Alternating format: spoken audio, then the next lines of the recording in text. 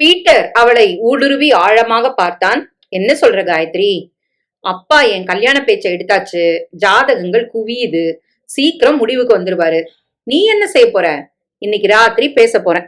நான் ஒரு கிறிஸ்துவன், நீ பிராமண பொண்ணு. உங்க அப்பா நம்ம காதல ஒப்புக்குவாரா? நிச்சயமா மாட்டாரு. அப்புறம் ஒரு வருஷமா உயிருக்கு உயிரா காதலிக்கிறோம். பீட்டரை தவிர்த்து இன்னொருத்தர் கூட நிம்மதியா வாழ முடியாதுன்னு சொல்லுவேன். உடனே சரின்னு சொல்லிடுவாரா?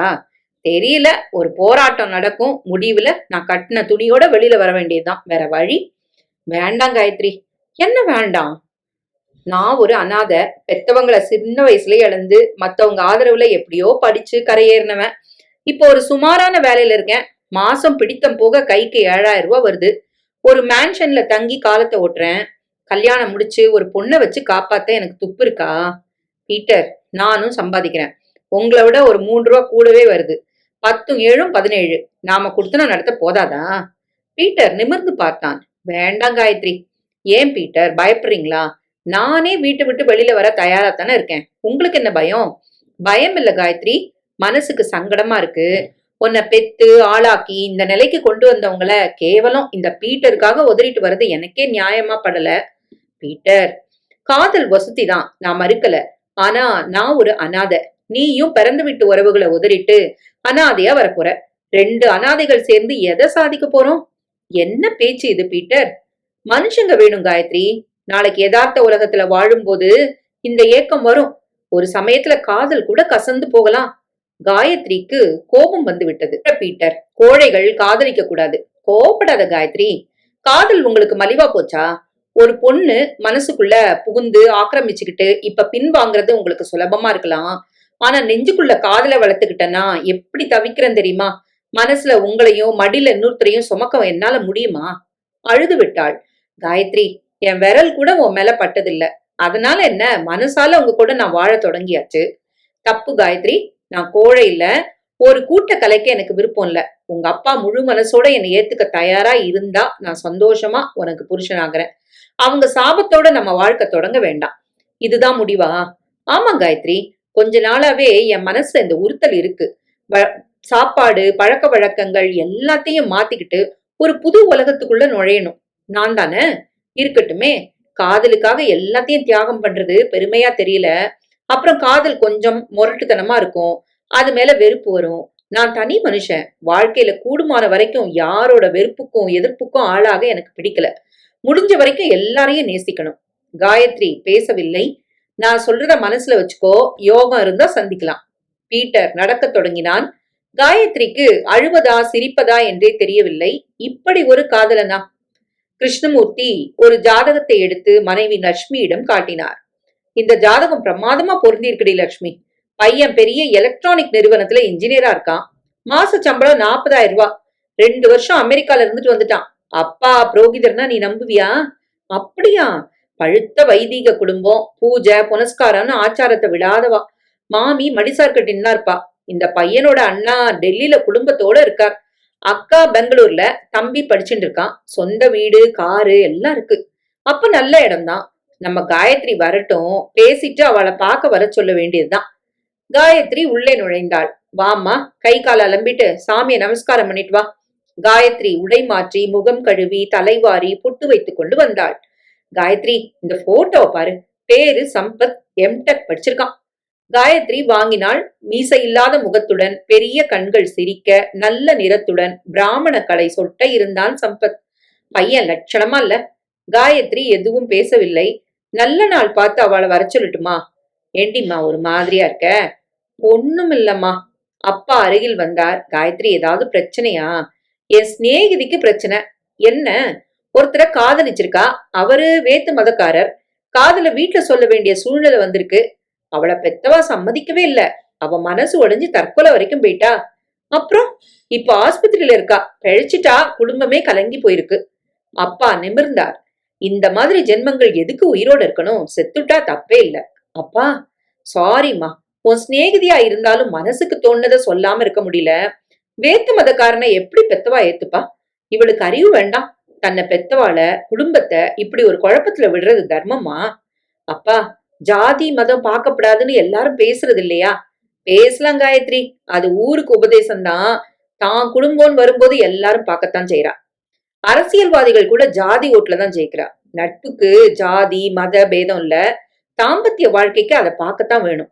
பெத்தவாள அவமானப்படுத்திருக்கா உன் தோழி. நான் அவளோட அப்பா இடத்துல இருந்திருந்தா தள்ள முழுகி இருப்பேன், தேவசம் நடத்தியிருப்பேன். காயத்ரி ஆடி போனாள். என்ன பொல்லாத காதல்! காலம் முழுக்க காதலோட வாழணும், அதுதான் பெருமை.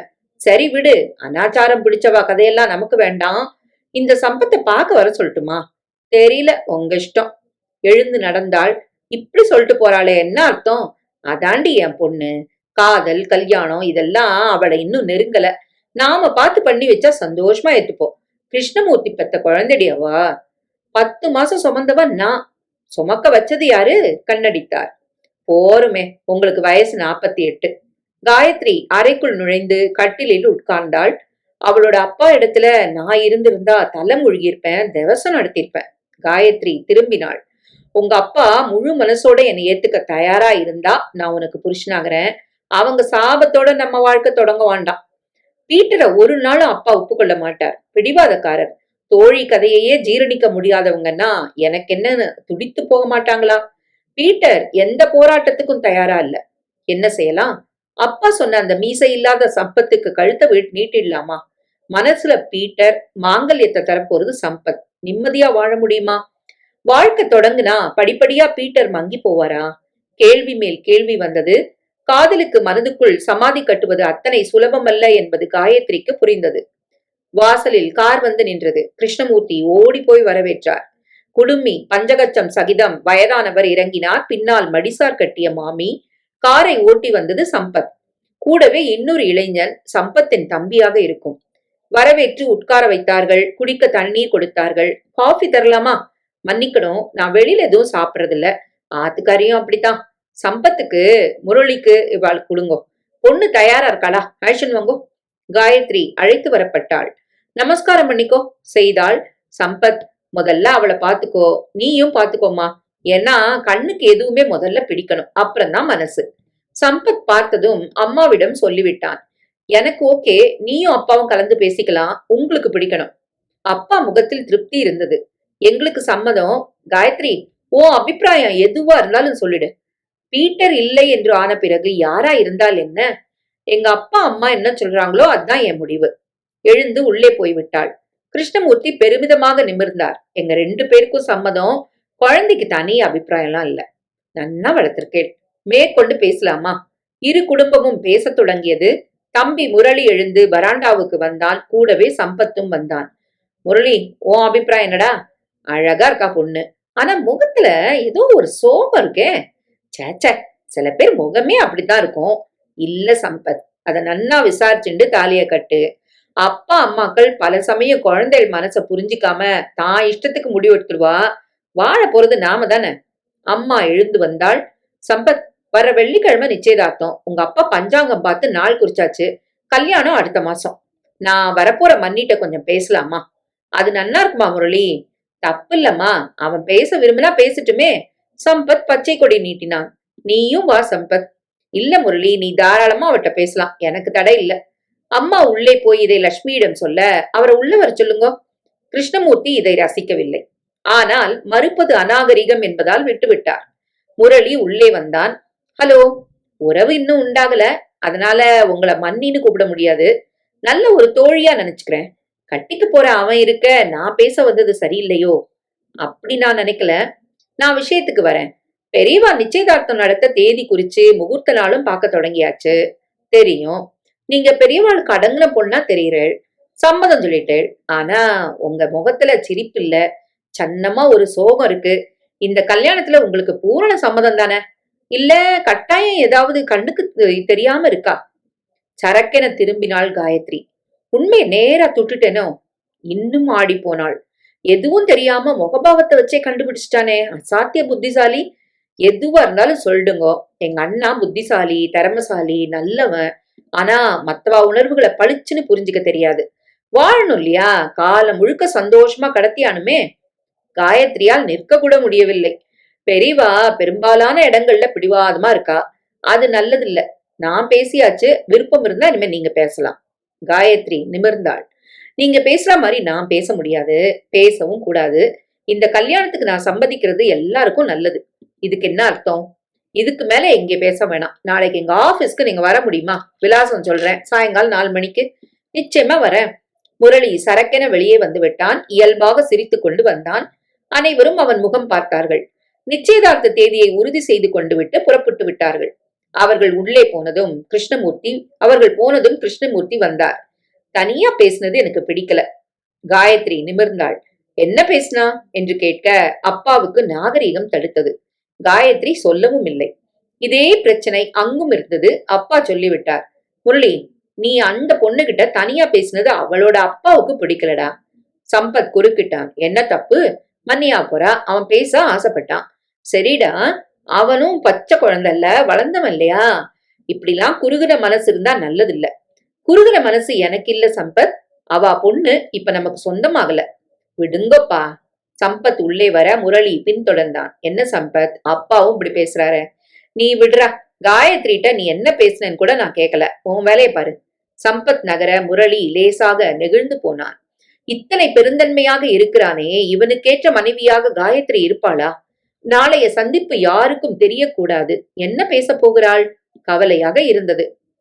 நான் நல்லது செய்யறேனா இல்ல குழப்பத்தை உண்டாக்குறேனா? மாலை 4 மணிக்கு காயத்ரி ஆபீஸுக்குள் முரளி நுழைந்து விட்டான்.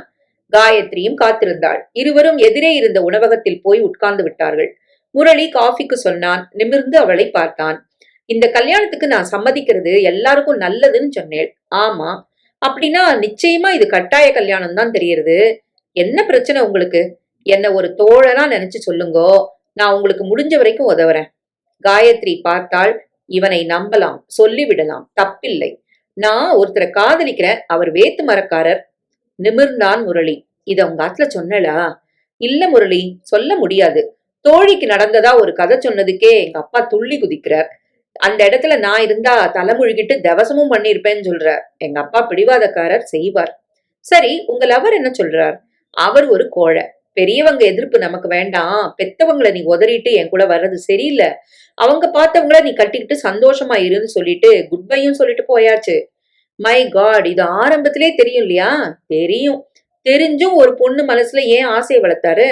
அதைத்தான் நானும் கேக்குறேன். தப்பா எடுத்துக்காதீங்கோ. காதல் அடுத்த கட்டத்துக்கு போலியே. இல்ல முரளி, கண்ணியத்தை 2 பேரும் தாண்டல. நல்லது. ஒரு கோழைய காதலிச்சது தப்பு. நான் முடிவெடுத்தாலும் அவருக்கு தைரியம் இல்ல. அப்புறம் நான் எதுக்கு பெரியவாளை பாய்ச்சுக்கணும்? அதான் உங்க அண்ணாவை கல்யாணம் செஞ்சுக்க சம்மதிச்சிட்டேன். முதல்ல கொஞ்சம் உறுத்தலா இருக்கும். காதல் மனசுக்குள்ள முள்ளா குத்தின்னு இருக்கும். வாழ தொடங்கிட்டா சரியாயிடும். என் நிலைமையில யார் இருந்தாலும் இந்த முடிவைத்தானே எடுக்க முடியும். நிச்சயமா, தப்பே இல்ல. முரளி, நீங்க சம்பத்துக்கு தம்பி, நான் உங்க மன்னியா வரப்போறவோ. என் கடந்த காலத்துல யாருக்கும் தெரியாத ஒரு கசப்பான அத்தியாயம் உங்களுக்கு மட்டும் தெரிஞ்சிருக்கு. அத மனசுக்குள்ள போட்டு புதைச்சிருங்கோ. நிச்சயமா இது தொடர்பா என் மேல எந்த சந்தேகமும் நீங்க பட வேண்டாம். நான் எப்போ உங்க சிநேகிதன் தான். தேங்க்யூ. ஆச்சாரம் பக்தின்னு எங்க குடும்பத்துல நிறைய உண்டு. அதான் உங்களை கொஞ்சம் படுத்தும். மத்தபடி எங்காத்துல எல்லாரும் நல்லவா. வாழ வந்த அப்புறம் புரிஞ்சுப்பள். எல்லா மதத்திலையும் அப்பாவுக்கு நண்பர்கள் உண்டு. தான் கொள்கையை விட்டு தர மாட்டார். அவ்வளவுதான். அதுல தப்பு இல்ல. சம்பத் பரந்த மனசுள்ளவன். கூடுமான வரைக்கும் யார்கிட்டயுமே குறை காண மாட்டான். சண்டை பிடிக்காது. அதிர்ந்து பேச மாட்டான். ரொம்ப சபநாகரிகமும் சக கௌரவமும் பாக்குறவன். காயத்ரி தலையை ஆட்டினாள். ஒரு பொண்ணு 3 ஜென்மம் எடுக்கிறா. பிறந்த வீட்டுல ஒரு பிறவி, புகுந்த வீட்டுல அடுத்தது, 3வது பிரசவம். உங்களோட 2வது பிறவி நிச்சயம் சந்தோஷமா இருக்கும். இருக்கணும்னு நான் மனசார வாழ்த்துறேன். காயத்ரி சிரித்தாள். தேங்க்யூ முரளி, போலாமா? இனிமே நடக்கிறதெல்லாம் நடக்கட்டும். நீங்க சிரிச்சா ரொம்ப அழகா இருக்கேள். இது தொடரணும். அதுதான் என் ஆசை. இருவரும் ஓட்டலை விட்டு வெளியே வந்தார்கள். பைக்கை எதிரில விட்டுருக்கேன். உங்களை எங்க டிராப் பண்ணணும்? வேண்டாம் முரளி, நான் பஸ் பிடிச்சு போயிருவேன். நம்ம மாத்துக்கு வந்த அப்புறம் 2 வீலர்ல போலாம். நான் கத்துத்தரேன். இருவரும் சாலையை கடக்க நிற்க ஆட்டோவில் அந்த வழியாக வந்த கிருஷ்ணமூர்த்தி அதை பார்த்து விட்டார். இருவரும் சிரித்து பேசுவது அவர் கண்களில் விழுந்தது. ஆத்துல வச்சு தனியா பேசினா இப்ப 2 பேரும் ஒன்னா வரா? இது நல்லா இல்ல. காயத்ரிட்ட பேசணும். இது வளரப்படாது. பெரியவா மனசுல வீண் வருத்தம் வரும். காயத்ரி உள்ளே நுழைந்தாள். வேகமாக பின்கேட்டை நோக்கி நடக்க, காயத்ரி நில்லு. அப்பாவின் குரலில் நின்றாள். இப்படி வா, உங்ககிட்ட பேசணும். என்னப்பா? அருகில் வந்தாள். நான் மழுப்பலம்மா, நேரா விஷயத்துக்கு வந்துடுறேன். சொல்லுங்கப்பா. வெளிய உன்னையும் மாப்பிள்ளையோட தம்பி முரளியையும் ஒன்னா பார்த்தேன். காயத்ரி நிமிர்ந்தாள். எந்த பதிலும் சொல்லவில்லை.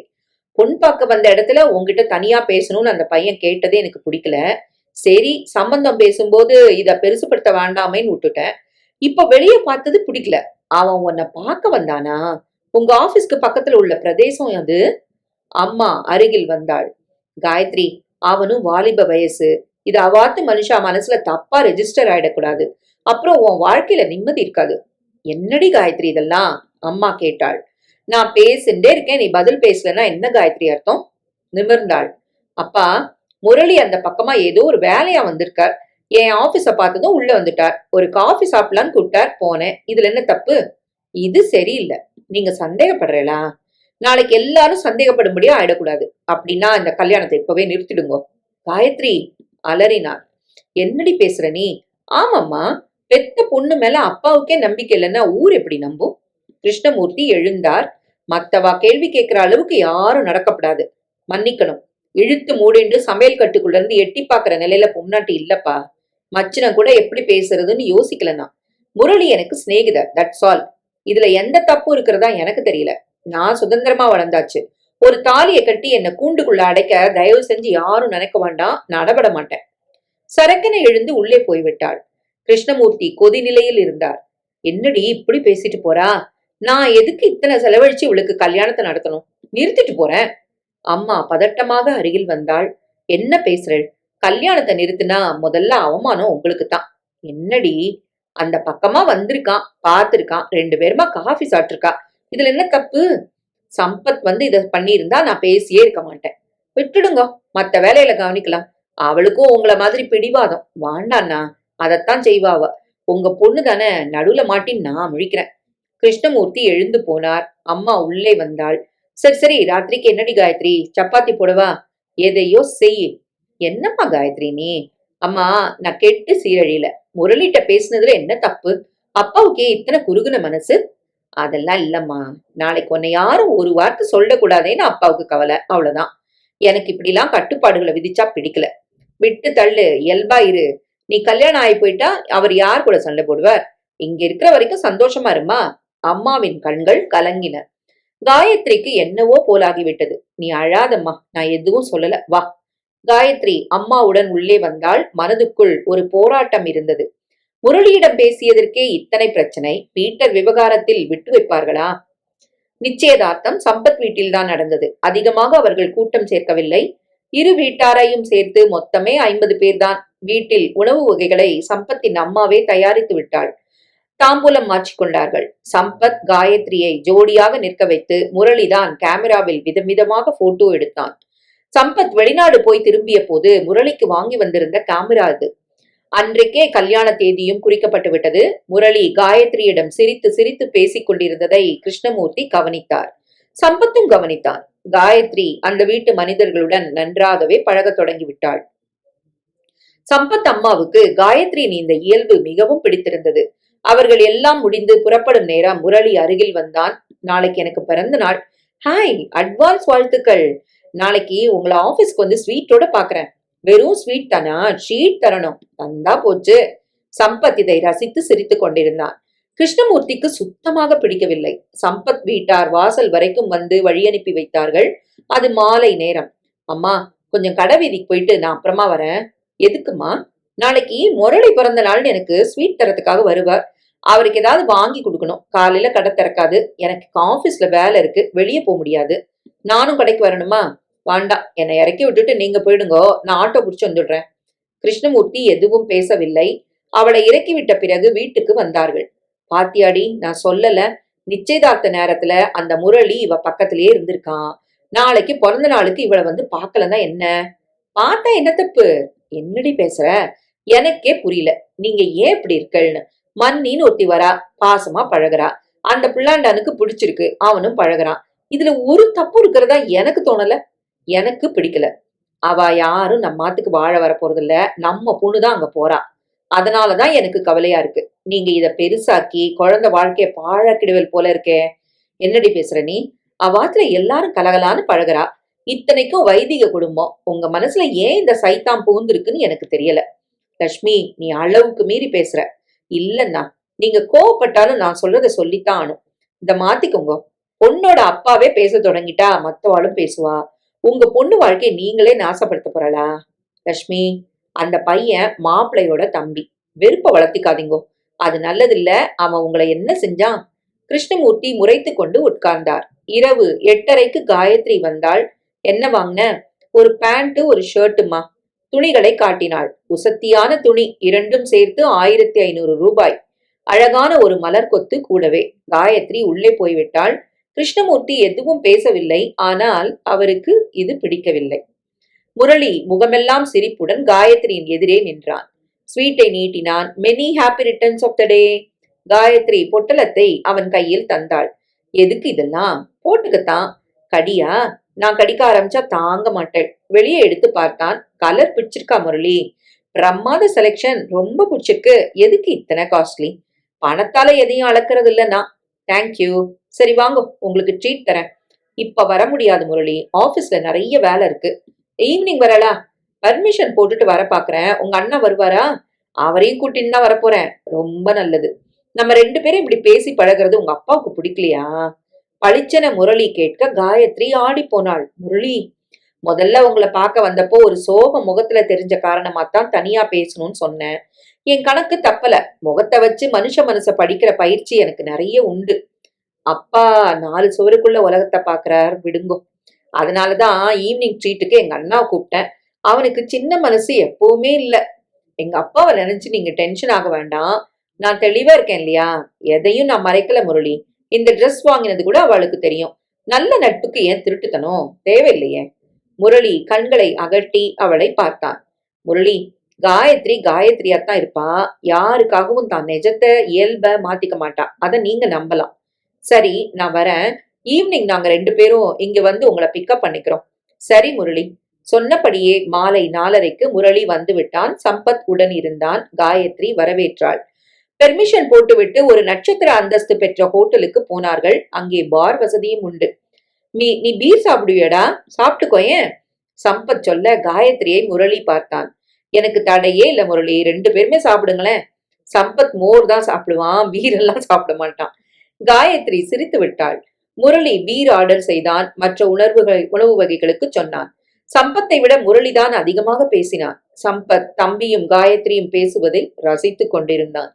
சம்பத், இவாள நான் என்னன்னு கூப்பிட்டோம்? மன்னி தானே. ஆனா அப்படி கூப்பிட்டா ரொம்ப வயசான மாதிரி இருக்கு. ஒரு அந்யோன்யம் விடுபட்டு போறது. காயத்ரின்னு பேரை சொல்லி கூப்பிடட்டும். தோழிய பேர் சொல்லி கூப்பிட்டா தப்பு இல்ல. சொன்னது காயத்ரி. குட் ஐடியா, பாராட்டினான் முரளி. எனக்கு ஓகே முரளி. ஆனா நம்மாத்துல இதை எப்படி ஏத்துப்பான்னு தெரியல. அண்ணா பொண்டாட்டியே எல்லார் முன்னாலையும் ஒரு தம்பி பேர் சொல்லி கூப்பிட்டா ஜீரணிப்பாளா? இவர் சொல்றதுலயும் நியாயம் இருக்கு முரளி. நான் அப்பா அம்மாட்ட பெர்மிஷன் வாங்கிட்டு கூப்பிட்டா ஓகேவா? சம்பத், நீ சொல்லு. எனக்கு தடை இல்லைன்னு நான் தான் சொல்லிட்டனே. இருவரும் சிரித்து பேசியபடி சாப்பிட்டார்கள். இரவு 8:45. காயத்ரி வர தாமதமாகும் என்று வீட்டுக்கு ஏற்கனவே தகவல் கொடுத்திருந்தாள். ஹோட்டலை விட்டு 9 மணிக்கு வெளியே வந்தார்கள். முரளி, அப்பாவோட மெடிக்கல் ரிப்போர்ட்டை இன்னைக்கு வாங்கணும். நாளைக்கு நேரம் இல்ல. நீ காயத்ரி அவாத்துல கொண்டு போய் விட்டுடுறியா? நாத்துக்கு வந்துடுறேன். சம்பத், அது அவ அப்பாவுக்கு பிடிக்காது. இதுல என்னடா தப்பு? சொல்றவன் நான். நீ என்ன சொல்ற காயத்ரி? எந்த தப்பும் இல்ல. முரளி தாராளமா வரலாம். எங்க அப்பாவை பத்தி நானே கவலைப்படல. சரிடா முரளி, கொண்டு போய் விட்டுட்டு அதே ஆட்டோல வந்துடு. முரளி காயத்ரி ஆட்டோவில் ஏறிக்கொண்டு புறப்பட சம்பத் சிரித்தபடி கையாட்டினான். 20 நிமிடங்களில் ஆட்டோ காயத்ரி வீட்டு வாசலில் நின்றது. திண்ணையில் அப்பா அம்மா முரளியும் காயத்ரியும் இறங்கினார்கள். நான் வரேன், உள்ள வந்துட்டு போங்கோ. முரளி தயங்கினான். பீர் குடித்ததால் அந்த வாசனை வருமே என்று தயக்கம். வாங்க முரளி. கிருஷ்ணமூர்த்தி கடுப்பின் உச்சத்தில் இருந்தார். அம்மா வரவேற்றாள். முரளி உள்ளே நுழைந்தான். ஒரு நிமிஷம் மிஸ்டர் முரளி. கிருஷ்ணமூர்த்தி அழைக்க முரளி திரும்பினான். இது நல்லா இருக்கா? நீங்க மாப்பிள்ளையோட தம்பி. நான் பேசப்படாதுதான். ஆனா பேசாம இருக்க முடியல. ராத்திரி 9:30 மணிக்கு காயத்ரி நீங்களும் ஆட்டோல வந்து இறங்குறேன். இது எப்படி எடுத்துக்கிறது? அப்பா, விசுக்கென திரும்பினார். நீ போடி உள்ள. அப்பா, நான் சொல்றத கொஞ்சம் கேளுங்கப்பா. நீ உள்ள போலன்னா நான் இந்த வீட்டை விட்டு வெளியே போயிடுவேன். போ உள்ள. முரளி பக்கம் திரும்பினார். அண்ணா பொண்டாட்டி அம்மாவுக்கு சமம்னு சொல்லுவா முரளி. அதை அசிங்கப்படுத்திடாதீங்க. நான் கஷ்டப்பட்டு பொண்ணு கல்யாணத்தை நடத்த போறேன். அது நல்லபடியா நடக்கணும். தயவு செஞ்சு புரிஞ்சுக்கோங்க. இனிமே காயத்ரி கூட பழறத நிறுத்திக்கோங்க. நீங்க என்ன நினைச்சிருந்தாலும் சரி, நான் மனசுல உள்ளதை சொல்லாம இருக்க முடியாது. நீங்க போலாம். முரளி அப்படியே நின்றான். அவமானப்பட்டதால் கண்களில் நீர் தழும்பியது. ஒரு நொடி நின்றுவிட்டு விசுக்கென ஆட்டோவில் ஏறி புறப்பட்டான். கிருஷ்ணமூர்த்தி உள்ளே வந்தார். காயத்ரி கை தட்டினாள். என்னடி, பிறந்த நாள் முரளிக்கு எல்லாரும் பரிசு கொடுப்பா, ஆனா நீங்க அவமானப்படுத்தீர்கள். எப்படி புண்பட்டு போயிருப்பாரு, இது நியாயமாப்பா? நிறுத்துடி, அவன் குச்சிருக்கான். அவருக்கு பீர் வாங்கி கொடுத்தது யார் தெரியுமா? நீயா? இல்ல, முரளியோட அண்ணா சம்பத். என்ன சொல்ற? 3 பேருமா தான் ஹோட்டல்ல போய் சாப்பிட்டோம். நான் முரளி கூட தனியா போல. நீங்க முரளிய மட்டும் அவமானப்படுத்தல, என்னையும் தான். எனக்கு இந்த கல்யாணம் வேண்டாம். நான் இந்த இடத்துல இனி இருக்க மாட்டேன். ஏதாவது ஒரு லேடிஸ் ஹாஸ்டல்ல இருந்துக்கிறேன். எனக்கு மூச்சு முட்டுறது. குறுகுன மனசுள்ள குடும்பத்துல வாழ எனக்கு பிடிக்கல. காயத்ரி, கிருஷ்ணமூர்த்தி அலறினார். ஆமாப்பா, பெத்த மகளையே நீங்க சந்தேகப்படுறேன். என்ன கல்யாணம் செஞ்சுக்க போறவர் சம்பத்.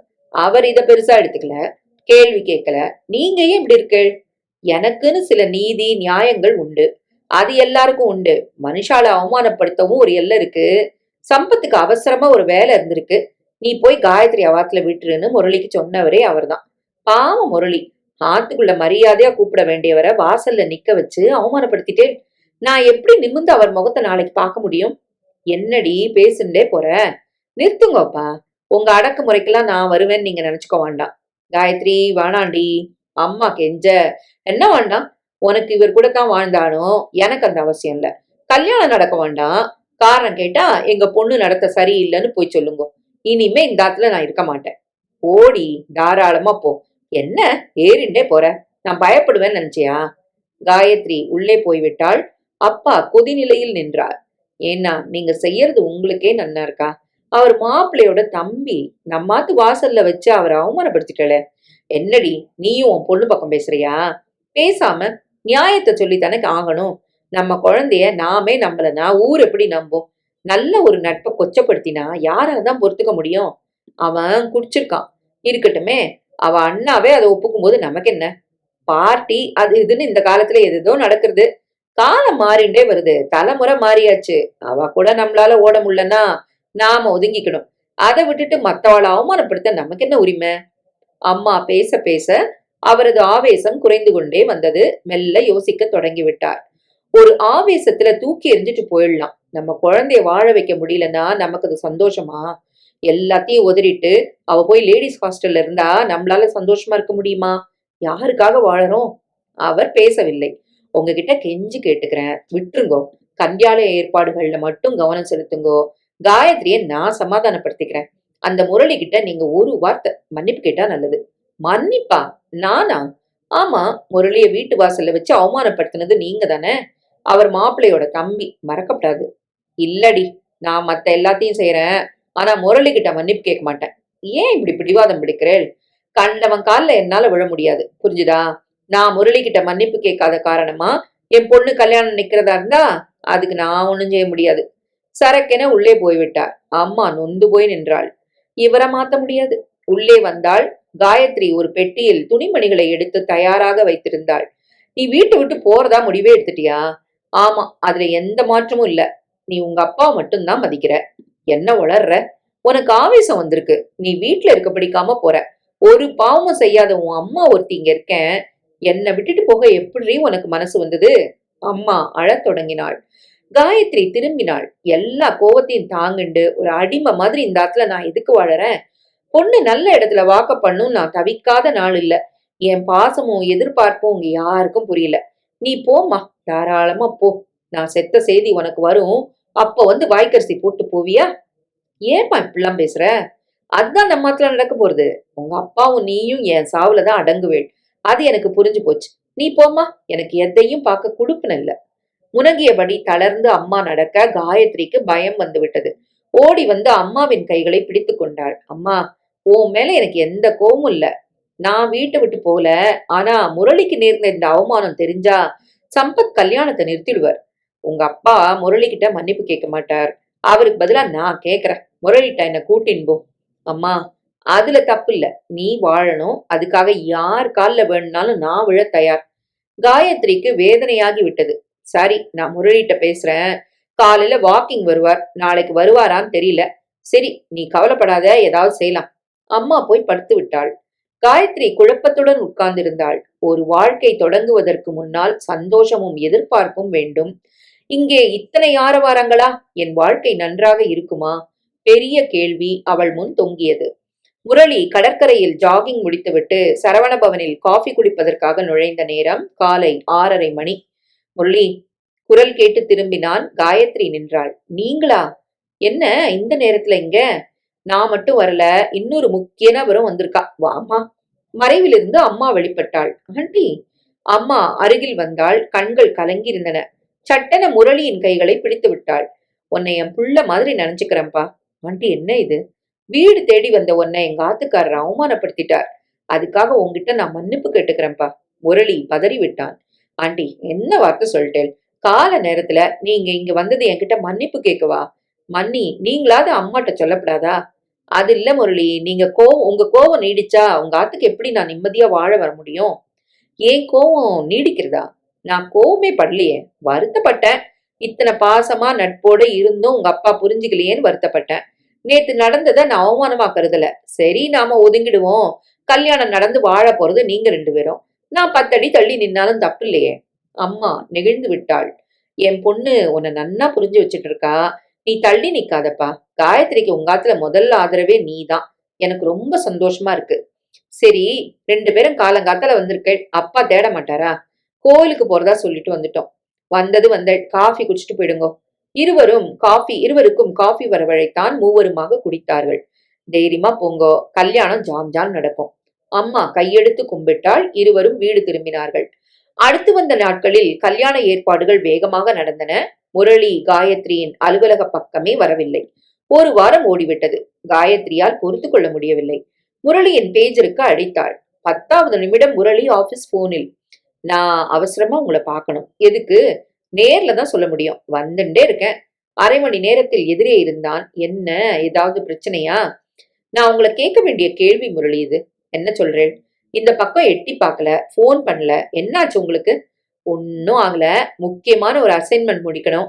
அதுல பிஸியா இருந்துட்டேன். கல்யாணம் நெருங்கிட்டா படிக்க முடியாது இல்லையா? இது கடைசி வருஷம் வேற. நிஜம்மா? நான் ஏன் போய் சொல்ல போறேன்? அப்போ ஓகே. முரளி, உங்களை பார்க்காம 1 வாரம் ஓடி போச்சா? இருக்க முடியல. உறக்க சொல்லி உங்க அப்பா காதுல விழப்போறது. நட்டு பாரு. காயத்ரி சிரித்து விட்டாள். நான் வரட்டுமா? சரி முரளி, இந்த மாதிரி பெரிய இடைவெளிலாம் விட வேண்டாம், புரிஞ்சுதா? அந்த வார கடைசியில் சம்பத் வீட்டிலிருந்து போன் வந்தது. காயத்ரிக்கு கூரை புடவை மாங்கல்யம் வாங்கணும். அதுக்கு காயத்ரி வரணும் என்றார்கள். கடைவாசலில் காயத்ரி நிற்க காரில் வந்து இறங்கியது அம்மாவும் முரளியும். சம்பத்துக்கு ஆபீஸ்ல ஆடிட்டு வர முடியல. அப்பாவுக்கு வைதிக வேலை. நாங்க 2 பேரும் வந்துட்டோம். சரிம்மா. எங்காத்துல முரளி மாதிரி யாருமே செலக்ட் பண்ண மாட்டா, அதான். சற்று நேரத்தில் சிரிக்க சிரிக்க பேசியபடி முரளியும் காயத்ரியும் தான் சகலமும் தேர்ந்தெடுத்தார்கள். அம்மாவிடம் கொண்டு வந்து காட்டினார்கள். மற்றவர்களுக்கும் ஜவுளி வாங்கப்பட்டது. காயத்ரி முழு நாள் லீவு போட்டிருந்தாள். மதியம் ஹோட்டலில் போய் சாப்பிட்டார்கள். அம்மா மட்டும் சாப்பிடவில்லை. ஏம்மா? இத்தனை வருஷமா வெளியில சாப்பிடாம பழகியாச்சு. அதை ஏன் மாத்திக்கணும்? ராத்திரி ஆத்துக்கு போய் சாப்பிட்டா ஆச்சு. நீங்க வந்துதான் அம்மாவை மாத்தணும். நல்ல பழக்க வழக்கங்களை எதுக்கு மாத்தணும்? முடிஞ்சா அம்மா வழிக்கே நானும் வந்துடுறேன்.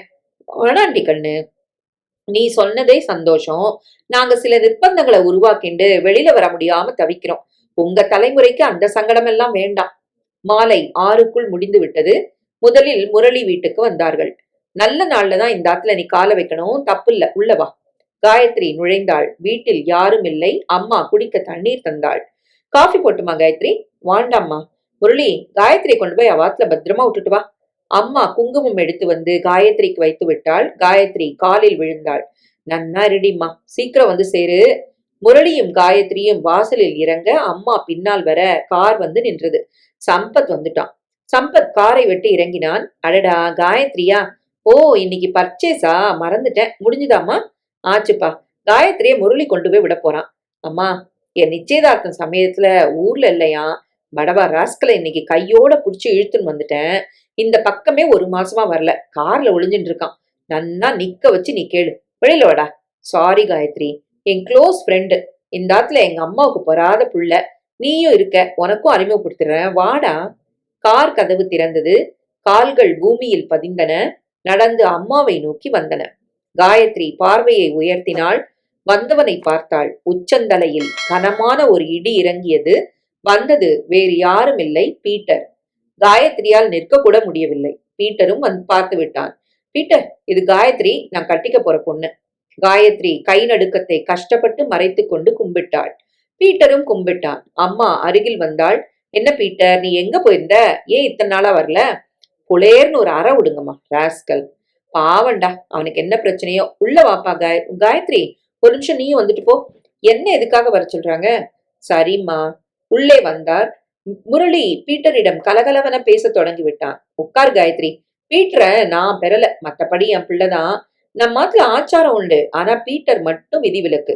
நம்ம மாத்துல தாத்தா தேவசம் நடந்து முடிஞ்சா விஷ்ணு இலையில சாப்பிடுறது யார் தெரியுமோ? பீட்டர் தான். சம்பத் உற்சாகமாக இருந்தான்.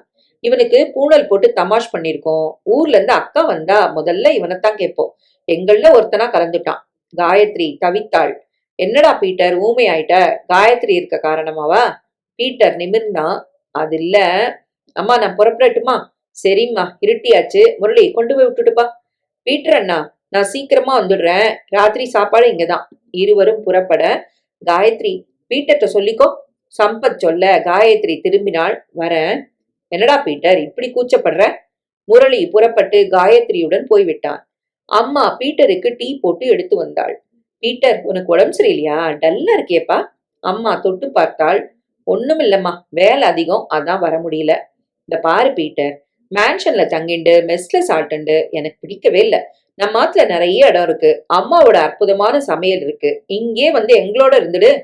பீட்டர் நிமிர்ந்தான். காயத்ரி வராளேன்னு பாக்குறியா? அவ ரொம்ப நல்ல பொண்ணு, நன்னா பழகிப்பா. அவளால யாருக்கும் எந்த பிரச்சனையும் வராது. பீட்டர் தவித்தான். சில சமயம் கடவுள் ஏடாகுடமான திருப்பங்களை ஏற்படுத்தி விடுகிறார். பேசவும் முடியவில்லை.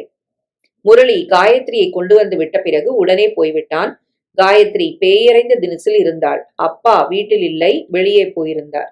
காயத்ரி உடை மாற்றி கொண்டு வந்தாள். அவாத்துக்கு போயிட்டு தான் வரியா? ஆமா. நகை துணிமணி எல்லாம் வாங்கியாச்சா? மாமியார் என்ன சொன்னார்? உன்கிட்ட நல்லபடியா பழகினாரா? என்னடி காயத்ரி இது? நான் கேட்கிற கேள்விக்கெல்லாம் ஒரு வார்த்தை ஒரு முனகல்ல பதில் சொல்ற. என்னாச்சு உனக்கு? எனக்கு சாயங்காலம் முதலே பயங்கர தலைவலிமா. அவ முன்னால காட்டிக்க முடியாது, கஷ்டப்பட்டு சமாளிச்சேன். எனக்கு முடியல, நான் படுக்கிறேன். சாப்பாடு வேண்டாம், எனக்கு கொஞ்சம் தனியா விடுமா. உள்ளே போய் படுக்கையில் விழுந்தாள். அம்மா அருகில் வந்து தொட்டு பார்த்தாள். விளக்கு அணைச்சிட்டு போ, வெளிச்சம் கஷ்டமா இருக்கு. அம்மா அதன்படியே செய்தாள். காயத்ரி கண்களை மூடி கிடந்தாள். பீட்டரின் உருவம் விஸ்வரூபம் எடுத்தது மனக்கண்ணில். காயத்ரி, இந்த ஆத்துல எங்க அம்மாவுக்கு பெறாத பிள்ளை பீட்டர். நம்ம ஆத்துல ஆச்சாரம் உண்டு, ஆனா பீட்டர் மட்டும் விதிவிலக்கு. தாத்தா தேவசம் நடந்து முடிஞ்சா விஷ்ணு வேலையில சாப்பிடுறது யார் தெரியுமோ? பீட்டர் தான். எங்கள்ல ஒருத்தனா கலந்துட்டான். காயத்ரி விசுக்கென எழுந்து உட்கார்ந்தாள். கடவுளே, விதி இப்படியா விளையாடணும்? மதம் காரணமா என்கிட்ட இருந்து விலகி போன பீட்டர் ஆச்சாரம் பாக்குற ஏன் புகுந்த வீட்டுல ஒரு அங்கமா? இது நல்லதா கொடுமையா? சம்பத்துக்கும் அந்த குடும்பத்துக்கும் பீட்டர் நெருக்கம்னா அடிக்கடி வருவார். எந்த பீட்டரை மறக்கணும்னு நான் நினைச்சேனோ அந்த பீட்டரை இனிமே தினம் தினம் பார்க்கணுமா? இது அவசியம் தானா? முரளி என்கிட்ட நல்ல நட்போட பழகிறதையே ஜீரணிக்க முடியாத அப்பா இந்த உண்மை தெரிஞ்சா ஒப்புக்குவாரா? கேள்வி அணுகுண்டாக இறங்கியது. அப்பாவுக்கு தெரியாது. தெரிஞ்சாலும் அப்பாவோட ஒப்புதல் இனிமே அவசியம் இல்ல. ஆனா நான் வாழ போற வீட்டுல பீட்டரோட ஊடுருவல் என்ன மாதிரி இருக்கும்?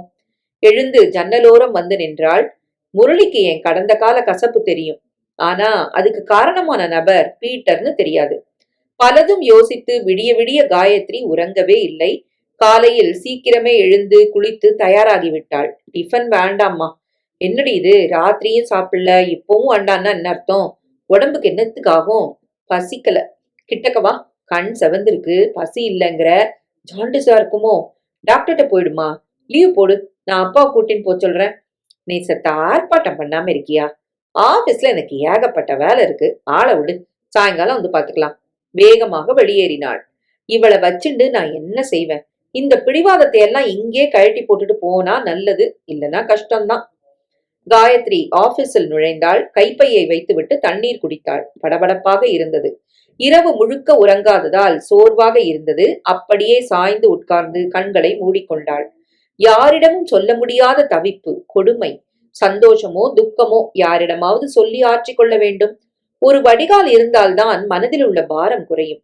கழுத்தில் ஒரு தாலி ஏறுவதற்குள் ரத்த அழுத்தம் உச்சத்துக்கு போய் உயிரை பறித்து விடுமா? என்ன பயம் காயத்ரி உனக்கு? காதலிச்சவனை உதறிட்டு நீ இந்த சம்பத்தை தேர்ந்தெடுக்கல? அப்படின்னா இவ மோசமான பொண்ணுன்னு சொல்லி பீட்டர் உன்னை மிரட்ட வாய்ப்புண்டு. பீட்டரே இதை ஒப்புக்கொள்ளல. பீட்டரோட சம்மதம் கிடைச்சப்புறம் தான் நீ சம்பத்தை தேர்ந்தெடுத்த. உடல் அளவுல சுத்தமா இருக்க, எதுக்கு படபடப்பு? ஆனாலும் ஒருத்தனை காதலிச்ச பொண்ணு தான் மனைவிங்கிறதுனால அந்த புருஷனுக்கு அது உறுத்தாதான்? காயத்ரிக்கு தவிப்பு கூடியது. பியூன் வந்தான். உங்களை பார்க்க ஒருத்தர் வந்திருக்கார். முரளியா? இந்த நேரத்துல முரளி கிட்ட பேச என்னால முடியுமா? சரி, அனுப்பு. காயத்ரி கம்ப்யூட்டரை இயக்கி அதில் ஏதோ பார்த்து கொண்டிருக்க, குட் மார்னிங். காயத்ரி நிமிர்ந்தாள். தூக்கி வாரி போட்டது. பீட்டர் நின்றான். காயத்ரி விசுக்கென எழுந்து விட்டாள். கான்ஃபரன்ஸ் ரூம் போயிடலாம். பீட்டரை அழைத்துக் கொண்டு காயத்ரி உள்ளே வந்தாள். கதவை மூடினாள். பீட்டர், ஏன் காயத்ரி இப்படி படபடக்கிற? ஒரு பொண்ணோட மனநிலைய மத்தவங்களால புரிஞ்சுக்க முடியாது பீட்டர். நேத்திக்கு ராத்திரி நீ தூங்கலியா? இல்லன்னு சொன்னா சந்தோஷப்படுவீங்களா பீட்டர்? காயத்ரி, நீ என்ன சரியா புரிஞ்சுக்கல. நாம சேர வேண்டாம்னு சொன்னவன் நான். காதலிச்சா தப்பு இல்ல காயத்ரி, அது குத்தமும் இல்ல. கலங்கப்படல, அதை நீ மறக்க கூடாது. நான் சம்பத்தோட நண்பன், அந்த வீட்டு பிள்ளை. இதுல உனக்கு என்ன பாதகம்? நம்ம கடந்த காலம் அங்க யாருக்கு தெரியும்? இனிமே தெரியவும் தெரியாது. பீட்டர், நான் சம்பத் வீட்டுக்கு வாரத்துக்கு 1 நாளோ 2 நாளோ வருவேன். இனிமே மாசத்துக்கு 1 நாள் வருவேன். அதுவும் குறைஞ்சிடும். என்னால ஓ நிம்மதி கெடும்னு நீ நினைச்சா என்ன நீ சரியா புரிஞ்சுக்கலன்னு அர்த்தம் காயத்ரி. ஆபீஸுக்குள் முரளி நுழைந்து கொண்டிருந்தான். ரிசப்ஷனுக்கு வந்தான். காயத்ரி, ஒரு கெஸ்ட் வந்திருக்காங்க, உள்ள பேசிட்டு இருக்காங்க. வரட்டும், நான் காத்துட்டு இருக்கேன். முரளி சோஃபாவில் வந்து உட்கார்ந்தான். உள்ளே, இந்த பாரு காயத்ரி, மதம் காரணமா நம்ம வாழ்க்கை பாழாக கூடாதுன்னு சொன்னவன் நான். இந்த பீட்டருக்கு மத்தவங்களுக்கு உதவித்தான் பழக்கம், அடுத்தவங்களுக்கு எடுத்து பழக்கம் இல்ல. Thank you Peter. நம்ம நட்பு தொடருது காயத்ரி, நீ இயல்பாயிரு, புரியுதா? சரி பீட்டர். பீட்டர் எழுந்து விட்டான். ஒரு சந்தோஷம் காயத்ரி எனக்கு. என்ன? நீ ஒரு அற்புதமான குடும்பத்துக்கு மருமகளா வாழ வரப்போற. சம்பத்தோட அம்மா மாமியாரா வாழ மாட்டாங்க. அம்மாவோட அன்புதான் அங்க உனக்கு கிடைக்கும். பாசாங்கு இல்லாத பாரம்பரியத்தை காட்டி காக்கிற மதிப்பான மனுஷங்க. வாழ வாழ வாழ உனக்கே தெரியும். சரி பீட்டர், நான் வரட்டுமா? இருங்க பீட்டர், உங்களுக்கு டீ கொண்டு வர சொல்றேன், உட்காருங்க. கதவை திறந்தாள். வெளியே வந்தாள். முரளி பார்த்து விட்டு ஓடி வர காயத்ரிக்கு திக்கென்றது. எப்ப வந்தீங்க முரளி? 10 நிமிஷம் ஆச்சு. கெஸ்ட் இருக்கிறதா சொன்னாங்க. அபிஷியல் கெஸ்ட், லேட் ஆகும். ஏதாவது அவசரமா இருந்தா சொல்லுங்களேன். உள்ளே உட்கார்ந்திருந்த பீட்டர் மெல்ல எழுந்து கதவருகில் வர, அவசரம் இல்ல, இந்த பக்கமா வந்தேன், நான் அப்புறமா வரேன். காயத்ரிக்கு வியர்த்திருந்தது. ஏன் ஒரு மாதிரி படபடப்பா இருக்கேள்? தலைவலி, வேலை அதிகம், அதான். முரளி திரும்பி நடக்க தொடங்கினான். காயத்ரி இந்த பக்கம் திரும்ப கதவு திறந்து பீட்டர் வெளியே வந்தான். முரளி கதவை தாண்டவில்லை. காயத்ரிக்கு உயிரே ஒரு கணம் போய்விட்டது. முரளி பீட்டரை பார்த்து விட்டான். முரளி வெளியே போய்விட்டான். டீ வந்தது. பீட்டர் குடித்தான். முரளி வந்தானா? ஆமா, நம்ம காதல் முரளிக்கு தெரியும். ஆனா அது நீங்க தான்னு தெரியாது. இப்படி ஒரு பொண்ணு செத்து செத்து பிழைக்கிறத விட ஒரேடியா போயிடலாம். அப்படி சொல்லாத காயத்ரி. உன் கஷ்டங்கள் இன்னையோட முடியுது. நான் வரேம்மா. பீட்டர் போய்விட்டான். காயத்ரி அரை நாள் லீவு கொடுத்தாள். அவளால் தாங்க முடியவில்லை. மனது தாங்க முடியாமல் தள்ளாடும் போது மயிலை சாய்பாபா கோவிலுக்கு வந்து விடுவாள். பாபாவை தரிசித்துவிட்டு பின்பக்கம் இருக்கும் அந்த தியான மண்டபத்தில் போய் உட்கார்ந்து விடுவாள். இப்போதும் அதைத்தான் செய்தாள். கண்மூடி தியானத்துக்குள் அவள் நுழைந்து விட்டால் நேரம் போவது தெரியாது. இந்த உலகத்தையே மறந்து விடுவாள். பகலில் உட்கார்ந்தவள் மாலரி 6:30க்குத்தான் கண்களை விழித்தாள். கலக்கம் தெளிந்திருந்தது. மெல்ல எழுந்து வந்து பளிங்கு விக்கிரமாக வீற்றிருந்த பாபாவின் பாதங்களை பற்றி வணங்கினாள். ஒரு நிறைவு இருந்தது. நான் தப்பு செய்யல பாபா, காதலிச்சேன், கை கூடல, ஆனா கலங்கப்பட்டு நிக்கல பாபா. இப்பவும் இந்த பூஜைக்கு தகுதியாத்தான் இருக்கு பாபா. புழுதியில புரளல. நான் நிம்மதியா இருக்கணும், அதுதான் எனக்கு முக்கியம். வெளியே வந்த போது காயத்ரிக்கு முகம் பளிச்சென இருந்தது. புது வெளிச்சம் இனி வரும் என்ற நம்பிக்கை இருந்தது. கல்யாணத்துக்கு இன்னும் 2 நாட்கள் இருந்தன. நாளை காலை மண்டபத்துக்கு போயாக வேண்டும். பிற்பகலுக்குள் பிள்ளை வீட்டார் வந்து விடுவார்கள். மாலை வரவேற்பு, மறுநாள் முகூர்த்தம். கிருஷ்ணமூர்த்தி பரபரவென தவித்துக் கொண்டிருந்தார். அம்மாவும் டென்ஷனில் இருந்தாள். உறவுக்காரர்கள் பலர் வீட்டில் வந்து இறங்கி விட்டார்கள். அப்பா அத்தனை பணத்தையும் கொட்டி தடபுடலாக ஏற்பாடுகளை செய்து வைத்திருந்தார். மிடில் கிளாஸில் பிறந்திருந்தாலும் ஒரு செல்வந்தர் குடும்பத்து கல்யாணம் போல ஏற்பாடுகள் இருந்தன. காயத்ரிக்கு அப்பாவை நினைக்கும் போது கஷ்டமாக இருந்தது. படபடன்னு பேசிட்டாலும் பாசத்துக்காக எப்படிலாம் கஷ்டப்படுற. மறுநாள் மண்டபத்துக்கு புறப்பட வேண்டும். முதல் நாள் ராத்திரி அப்பா கணக்கு வழக்குகளை பார்த்து கொண்டிருக்க அருகில் வந்து உட்கார்ந்தாள். அப்பா, என்னம்மா, ஏகப்பட்ட செலவுகளை இழுத்து போட்டுன்னு ரொம்ப கஷ்டப்படுறேடா. இத்தனை ஆடம்பரம் தேவைதானாப்பா? அப்பா திரும்பினார். உனக்கு செய்யாம நான் யாருக்குடா செய்ய போறேன்? நான் இத்தனை உழைச்சதும் சேர்த்து வச்சதும் நீ சந்தோஷமா வாழத்தானே? காயத்ரிக்கு கண்கள் கலங்கி விட்டன. ஏம்மா அழற? அப்பா, சில சமயம் நான் படபடன்னு பேசி உங்களை நோகடிச்சிருக்கேன், என்னை மன்னிச்சிருங்கப்பா. அவர் காயத்ரியின் தலையில் கை வைத்து அழுத்தினார். உனக்கு இந்த வீட்டுல கிடைக்கிற சுதந்திரம் வேற எங்கடா ராஜாத்தி கிடைக்கும்? உனக்கு எங்க போனாலும் பிரச்சனை இருக்க கூடாதுன்னு தான் நானும் எல்லாம் மீறி பேசியிருக்கேன். இப்ப நடக்கிற நடப்பு 4 வருஷம் கழிச்சு என்ன விளைவை உண்டாக்கும்னு தாண்டா யோசிக்கிறேன். அதான் இந்த கஷ்டம். காயத்ரி சிரித்தாள். அப்பா, ரொம்ப யோசிச்சாலும் ஆபத்து தான். அது பழக்கமாயிடுச்சுமா. என்ன செய்ய? இந்த பாரு, சீக்கிரம் போய் படு. நாளைக்கு நீ புதுசா இருக்கணும். முகத்துல சோர்வே இருக்க கூடாது. சரிப்பா. அம்மா வந்தாள். என்ன ரகசியம் அப்பா மகளுக்கு மத்தியில? ஷோ, அது 1000 இருக்கும். நீ கேட்க கூடாது. சொல்ல மாட்டீங்க. நான் ஒருத்தி நடுவுல இல்லைன்னா அப்பா மகள் ஏது? உங்க அம்மாவோட திமிர பாத்தியா காயத்ரி? மூவரும் சிரித்தார்கள். மறுநாள் காலை காயத்ரி குடும்பம் மொத்தமும் மண்டபத்துக்கு வந்து விட்டது. ஆட்கள் பரபரப்பாக செயல்பட்டு கொண்டிருந்தார்கள். காலையில 11 மணிக்கு மாப்பிள்ளை வீட்டுக்காரங்க வந்துருவாங்க, எல்லாரும் தயாரா இருங்கம்மா. கிருஷ்ணமூர்த்தி எல்லோரையும் முடுக்கி விட்டு கொண்டிருந்தார். அதே நேரம் காலை 9:30 மணிக்கு சம்பத் குடும்பம் மொத்தமும் தயாராகி கொண்டிருந்தது. முரளிதான் எல்லா ஏற்பாடுகளையும் செய்து கொண்டிருந்தான். ஒரு மினி பஸ், 2 வேன்கள் வாசலில் தயாராக இருந்தன. அப்பா பதட்டப்பட்டு கொண்டிருந்தார். வாகனத்தில் பெட்டிகள் கணக்கிடப்பட்டு ஏற்றப்பட்டன. புறப்படும் நேரம் நெருங்கிவிட்டது. தொலைபேசி அழைத்தது. நாம கிளம்பியாச்சான்னு கேட்கத்தான் போனு. முரளி போய் எடு. முரளி ரிசீவரை எடுத்தான். ஆமா, சம்பத் வீடு தானே இது. நீங்க யார் பேசுறது? சம்பத் நெருங்கினான். என்னது, பீட்டருக்கு ஆக்சிடென்டா? எந்த ஆஸ்பத்திரி? இப்பத்தானா? சேத்தாச்சா? வந்துட்டே இருக்கோம், உயிருக்கு ஆபத்து இல்லையே. ரிசீவரை வைத்தான். பீட்டர் போன ஆட்டோ மேல பஸ்ஸ மோதி வெறி பெரிய விபத்தான். பீட்டரை ஆஸ்பத்திரியில சொல்லி முடிப்பதற்குள் முரளி தொண்டை இடறியது. அப்பா அம்மா நிலை குலைந்தார்கள். முரளி வண்டி எடு, உடனே போலாம். சம்பத் இரு, எல்லாரும் இருக்கா, கிளம்பிட்டோம். மண்டபத்துல போய் இறக்கிட்டு நாம ஆஸ்பத்திரிக்கு போலாம். பொண்ணாத்து மனுஷா காத்துட்டு இருப்பா. இல்லப்பா, அது ரொம்ப முக்கியம் இல்ல, பீட்டர் தான் முக்கியம். வாடா முரளி. முதல்ல மாப்பிள்ளைய போகாம மத்தவ போய் இறங்குனா நன்னா இருக்காது. அப்பா புலம்ப. ஏன்னா பீட்டருக்கு ஒன்னும் ஆகாதே. அம்மா அழவே தொடங்கி விட்டாள். நீயும் என்னோட வாமா. அப்பா நீங்களும் வாங்கோ. இவாள்லாம் இங்க இருக்கட்டும், வந்து மத்ததை யோசிக்கலாம். சித்தப்பா ஒருவரிடம் சொல்லி போன் வந்தால் காயத்ரி அப்பாவுக்கு தகவல் தந்து விடும்படி சொல்லிவிட்டு 4 பேரும் வாசலில் நின்றிருந்த ஒரு வேனில் ஏறிக்கொண்டு புறப்பட்டு விட்டார்கள். அவர்கள் புறப்பட்ட 10வது நிமிடம் கிருஷ்ணமூர்த்தியிடம் இருந்து போன். சம்பந்தியா, நான் சம்பத்தோட சித்தப்பா பேசுறேன். சம்பத் சிநேகிதன் பீட்டர்னு ஒருத்தர் ஆக்சிடென்ட் ஆகி ஆஸ்பத்திரியில சேர்க்கப்பட்டிருக்காரு. இவ 4 பேரும் போயிருக்கா. அவ வந்ததே எல்லாரும் புறப்பட்டு வந்துடுறோம். எப்ப வருவேள்? தெரியலையே, நீங்க கவலைப்படாதீங்க, வந்துருவோம். கிருஷ்ணமூர்த்தி ரிசீவரை வைத்தார். அம்மா காயத்ரி அருகில் வந்தாள். மாப்பிள்ளையோட சிநேகிதனுக்கு விபத்தான், 4 பேரும் ஆஸ்பத்திரிக்கு போயிருக்கா. எப்ப வருவான்னு தெரியல. இங்க எல்லாம் செஞ்சு வச்சுன்னு காத்துட்டு இருக்கோம். நம்ம தவிப்பு ஏன் அவளுக்கு புரியல? கோவப்படாதீங்கோ, முக்கியமான சிநேகிதனா இருக்கும். யாரோ பீட்டரா. காயத்ரி விசுக்கென திரும்பினாள். அவளுக்குள் மின்னல் என்று ஆழமாக இருங்கியது. பீட்டருக்கா விபத்து? உயிருக்கு ஆபத்தா? உன்னோட வாழ முடியாதன்னா உன் வாழ்க்கை தொடங்குறதுக்கு முன்னாடியே போயிடுறேன் என்று புறப்பட்டு விட்டாரா? காயத்ரிக்கு துக்கம் தொண்டையை அடைத்தது. தான் அழுவதை மற்றவர்கள் பார்த்துவிடக் கூடாது என்று அவசரமாக நகர்ந்தாள். உள்ளே போய் பாத்ரூமுக்குள் நுழைந்து கதவை தாளிட்டுக் கொண்டாள். தாள முடியாமல் கதவில் சாய்ந்து விசும்பி விசும்பி அழத் தொடங்கினாள். பீட்டர், நானும் நீயும் சேர முடியாம போனதுல தப்பில்ல. ஆனா நீ உயிரோடு இருக்கணும் பீட்டர். உனக்கு வேற மாதிரி எதுவும் நடந்துடக்கூடாது. நான் மணவரைய நெருங்கும் போது உனக்காக கல்லறை திறந்துடக்கூடாது. தாழ முடியவில்லை. காயத்ரி, உனக்கு போன்.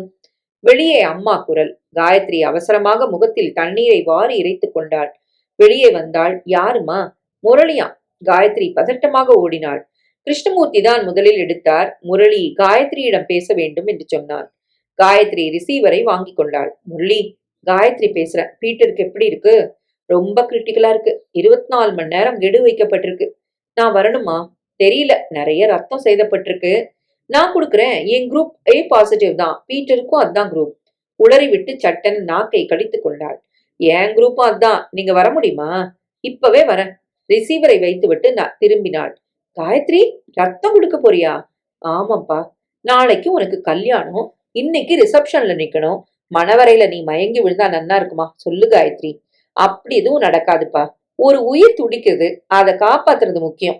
வேகமாக வாசலை நோக்கி நடந்தாள். அப்பா கத்திக் கொண்டிருப்பது காதில் விழுந்தது. காயத்ரி அதை பொருட்படுத்தாமல் வாசலில் நின்ற கார் ஒன்றில் ஏறி ஆஸ்பத்திரி முகவரியை சொன்னால் கார் ஓடத் தொடங்கியது. ஆஸ்பத்திரியில் பரபரப்பாக இருந்தார்கள். காயத்ரி ரத்தம் தர வராளா? அவ அப்பா சம்மதிப்பாரா? அவ கல்யாண பொண்ணுடா முரளி. வரட்டும்மா. 20 நிமிடங்களில் காயத்ரி வந்துவிட்டாள். டாக்டர் அவளை பரிசோதித்தார். சில நிமிடங்களில் முரளி, காயத்ரி இருவரும் ரத்தம் கொடுக்க தொடங்கிவிட்டனர். சம்பத் பரவசத்துடன் பார்த்து கொண்டு நின்றான். எல்லாம் முடிய பிற்பகல் 3 மணி ஆகிவிட்டது. காயத்ரி வெளியே வர மாமியார் அவளை கட்டி தழுவி கொண்டாள்.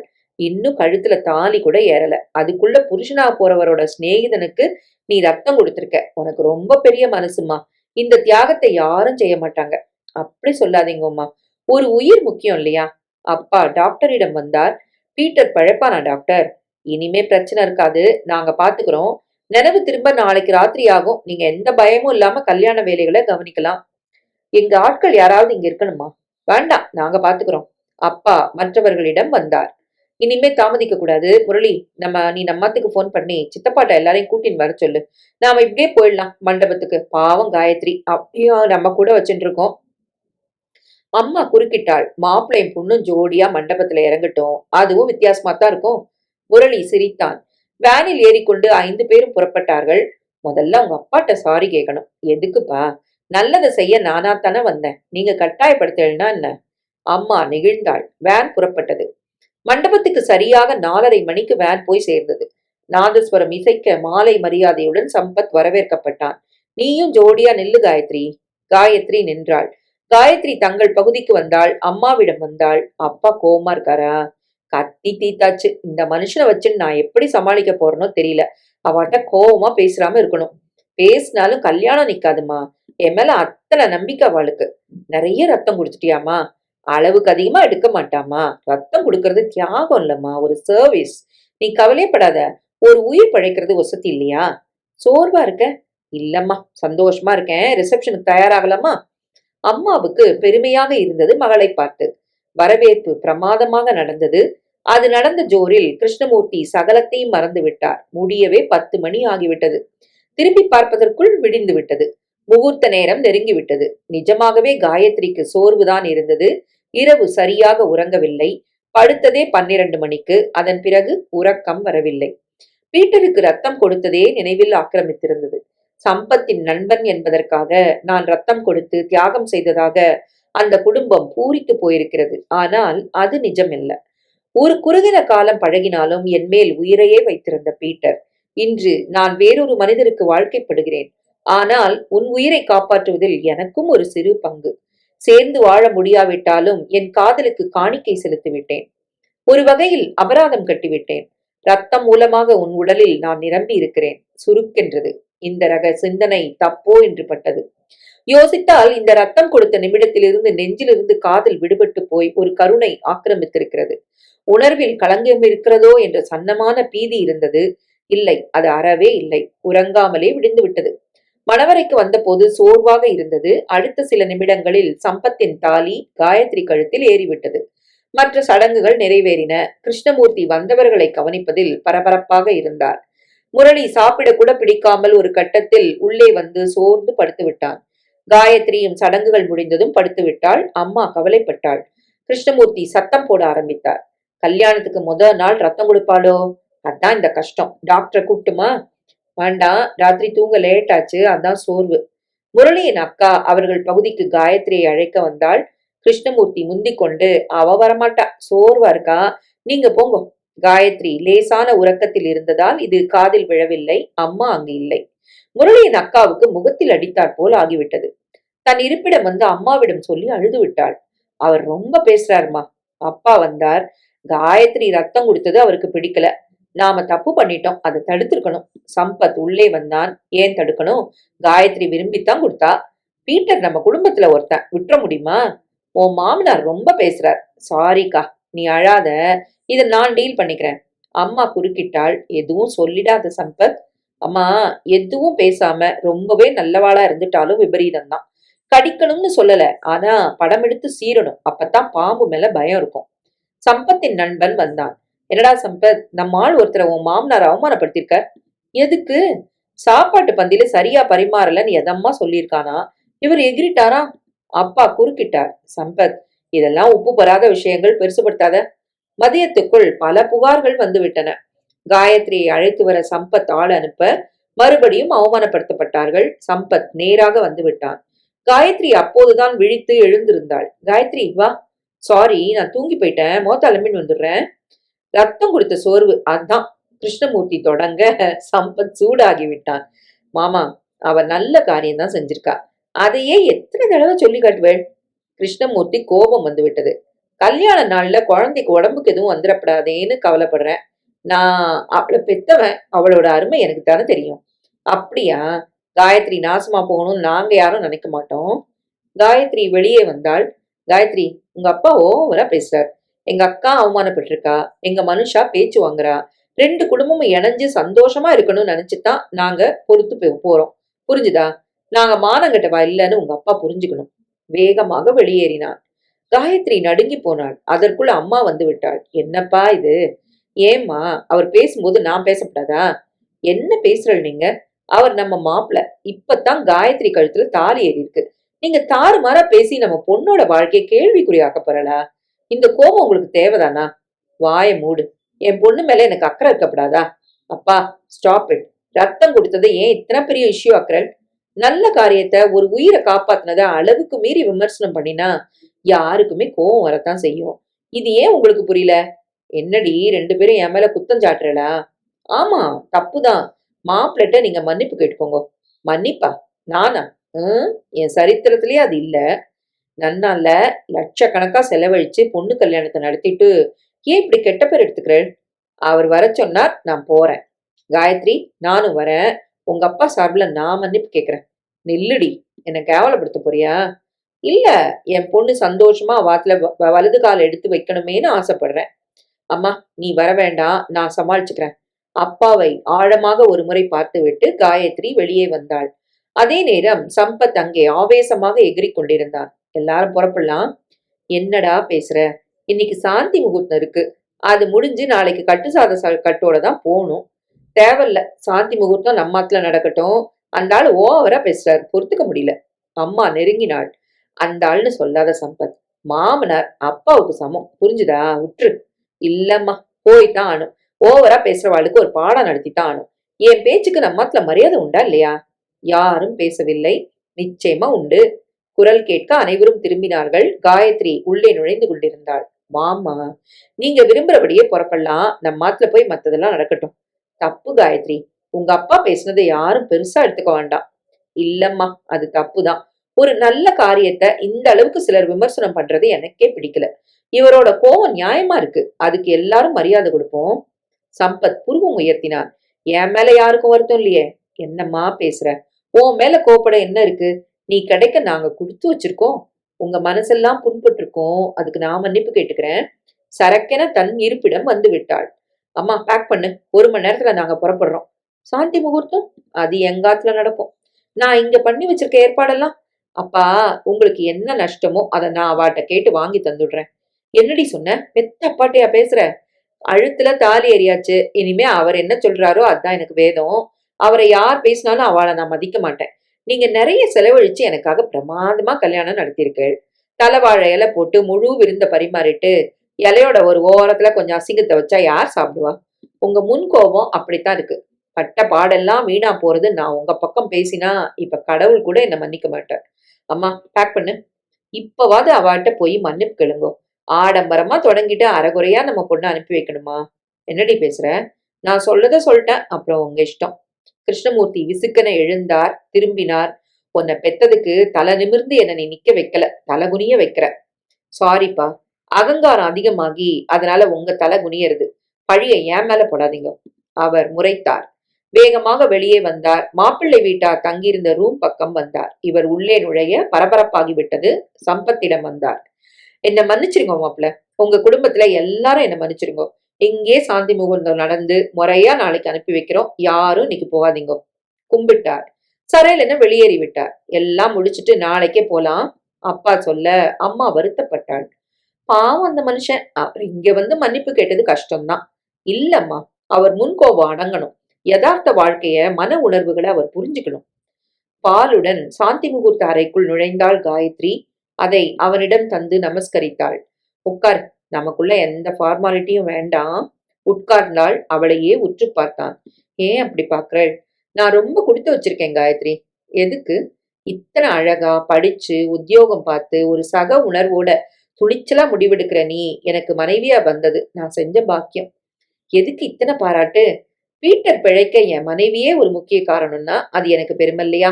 நிமிர்ந்தாள்.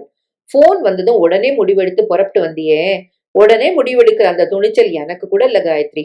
சிரித்தாள். அப்பா அம்மா மனசுல சர்ன்னு ஏறி உச்சிக்கு போய் ஒரே நாள்ல நின்னுட்ட. உங்க அப்பா தப்பு செஞ்சாலும் பாரபட்சம் இல்லாம அதை கண்டிக்கிறது சாதாரண விஷயம் இல்ல. அதுக்கு அசாத்தியமா ஒரு பக்குவம் வரணும். என்ன புகழ்ந்தே இந்த ராத்திரி நேரத்தை வீணாக்கணுமா? வேற என்ன வேணும்? ஒரு ஆம்பளைக்கு இதெல்லாம் சொல்லி தர முடியுமா? சம்பத் புரிந்து கொண்டதும் குஷியாகி விட்டான். அடி சக்க, நீ தயாராயிட்டியா? செக் போங்க, நான் அதுக்காக சொல்லல. இருவரும் கலகலவென பேசியபடி தாம்பத்திய நுழைவாசத்துக்குள் காலை வைத்தார்கள். சம்பத் அவளை ஆக்கிரமித்து விலகி உறங்கவே தொடங்கிவிட்டான். காயத்ரி முழுமை பெற்றிருந்தாள். ஒரு பெண்ணின் வாழ்வு தொடங்கும் நிஜமான நேரம் காயத்ரிக்கு ஆரம்பமாக இருந்தது. காதல் என்பதெல்லாம் அந்த நேரத்து மாயை. இதோ என் கணவன், எனக்கு மட்டுமே சொந்தமானவன். ஒரு பூரணமான சந்தோஷம் மனசு உடம்பு எங்கும் பரவி இருந்தது.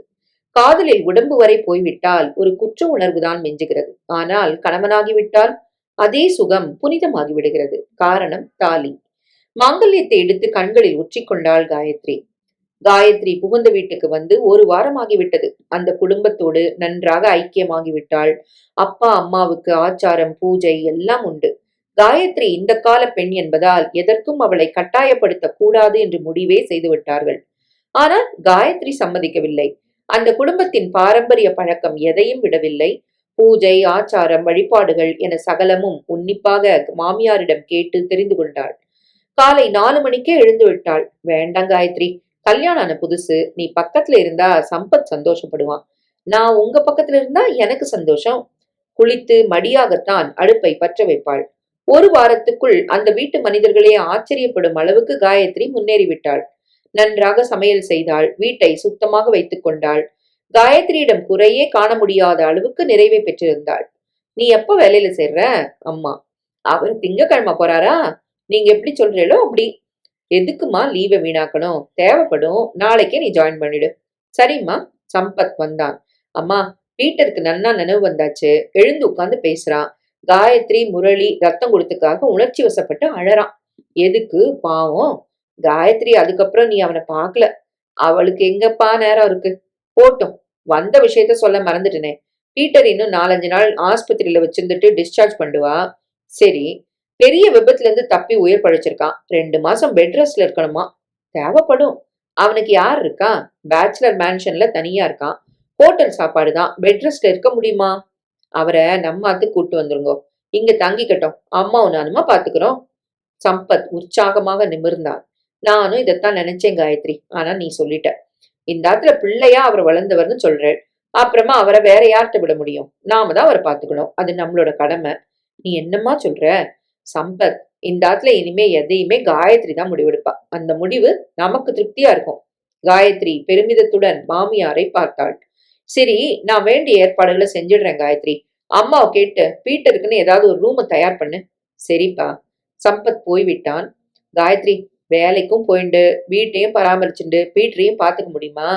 முடியும்மா, நான் தனியாவா இருக்கேன்? நீங்க தான் எல்லாத்துக்கும் கூடவே இருக்கல. அப்புறம் எனக்கு என்ன கவலை?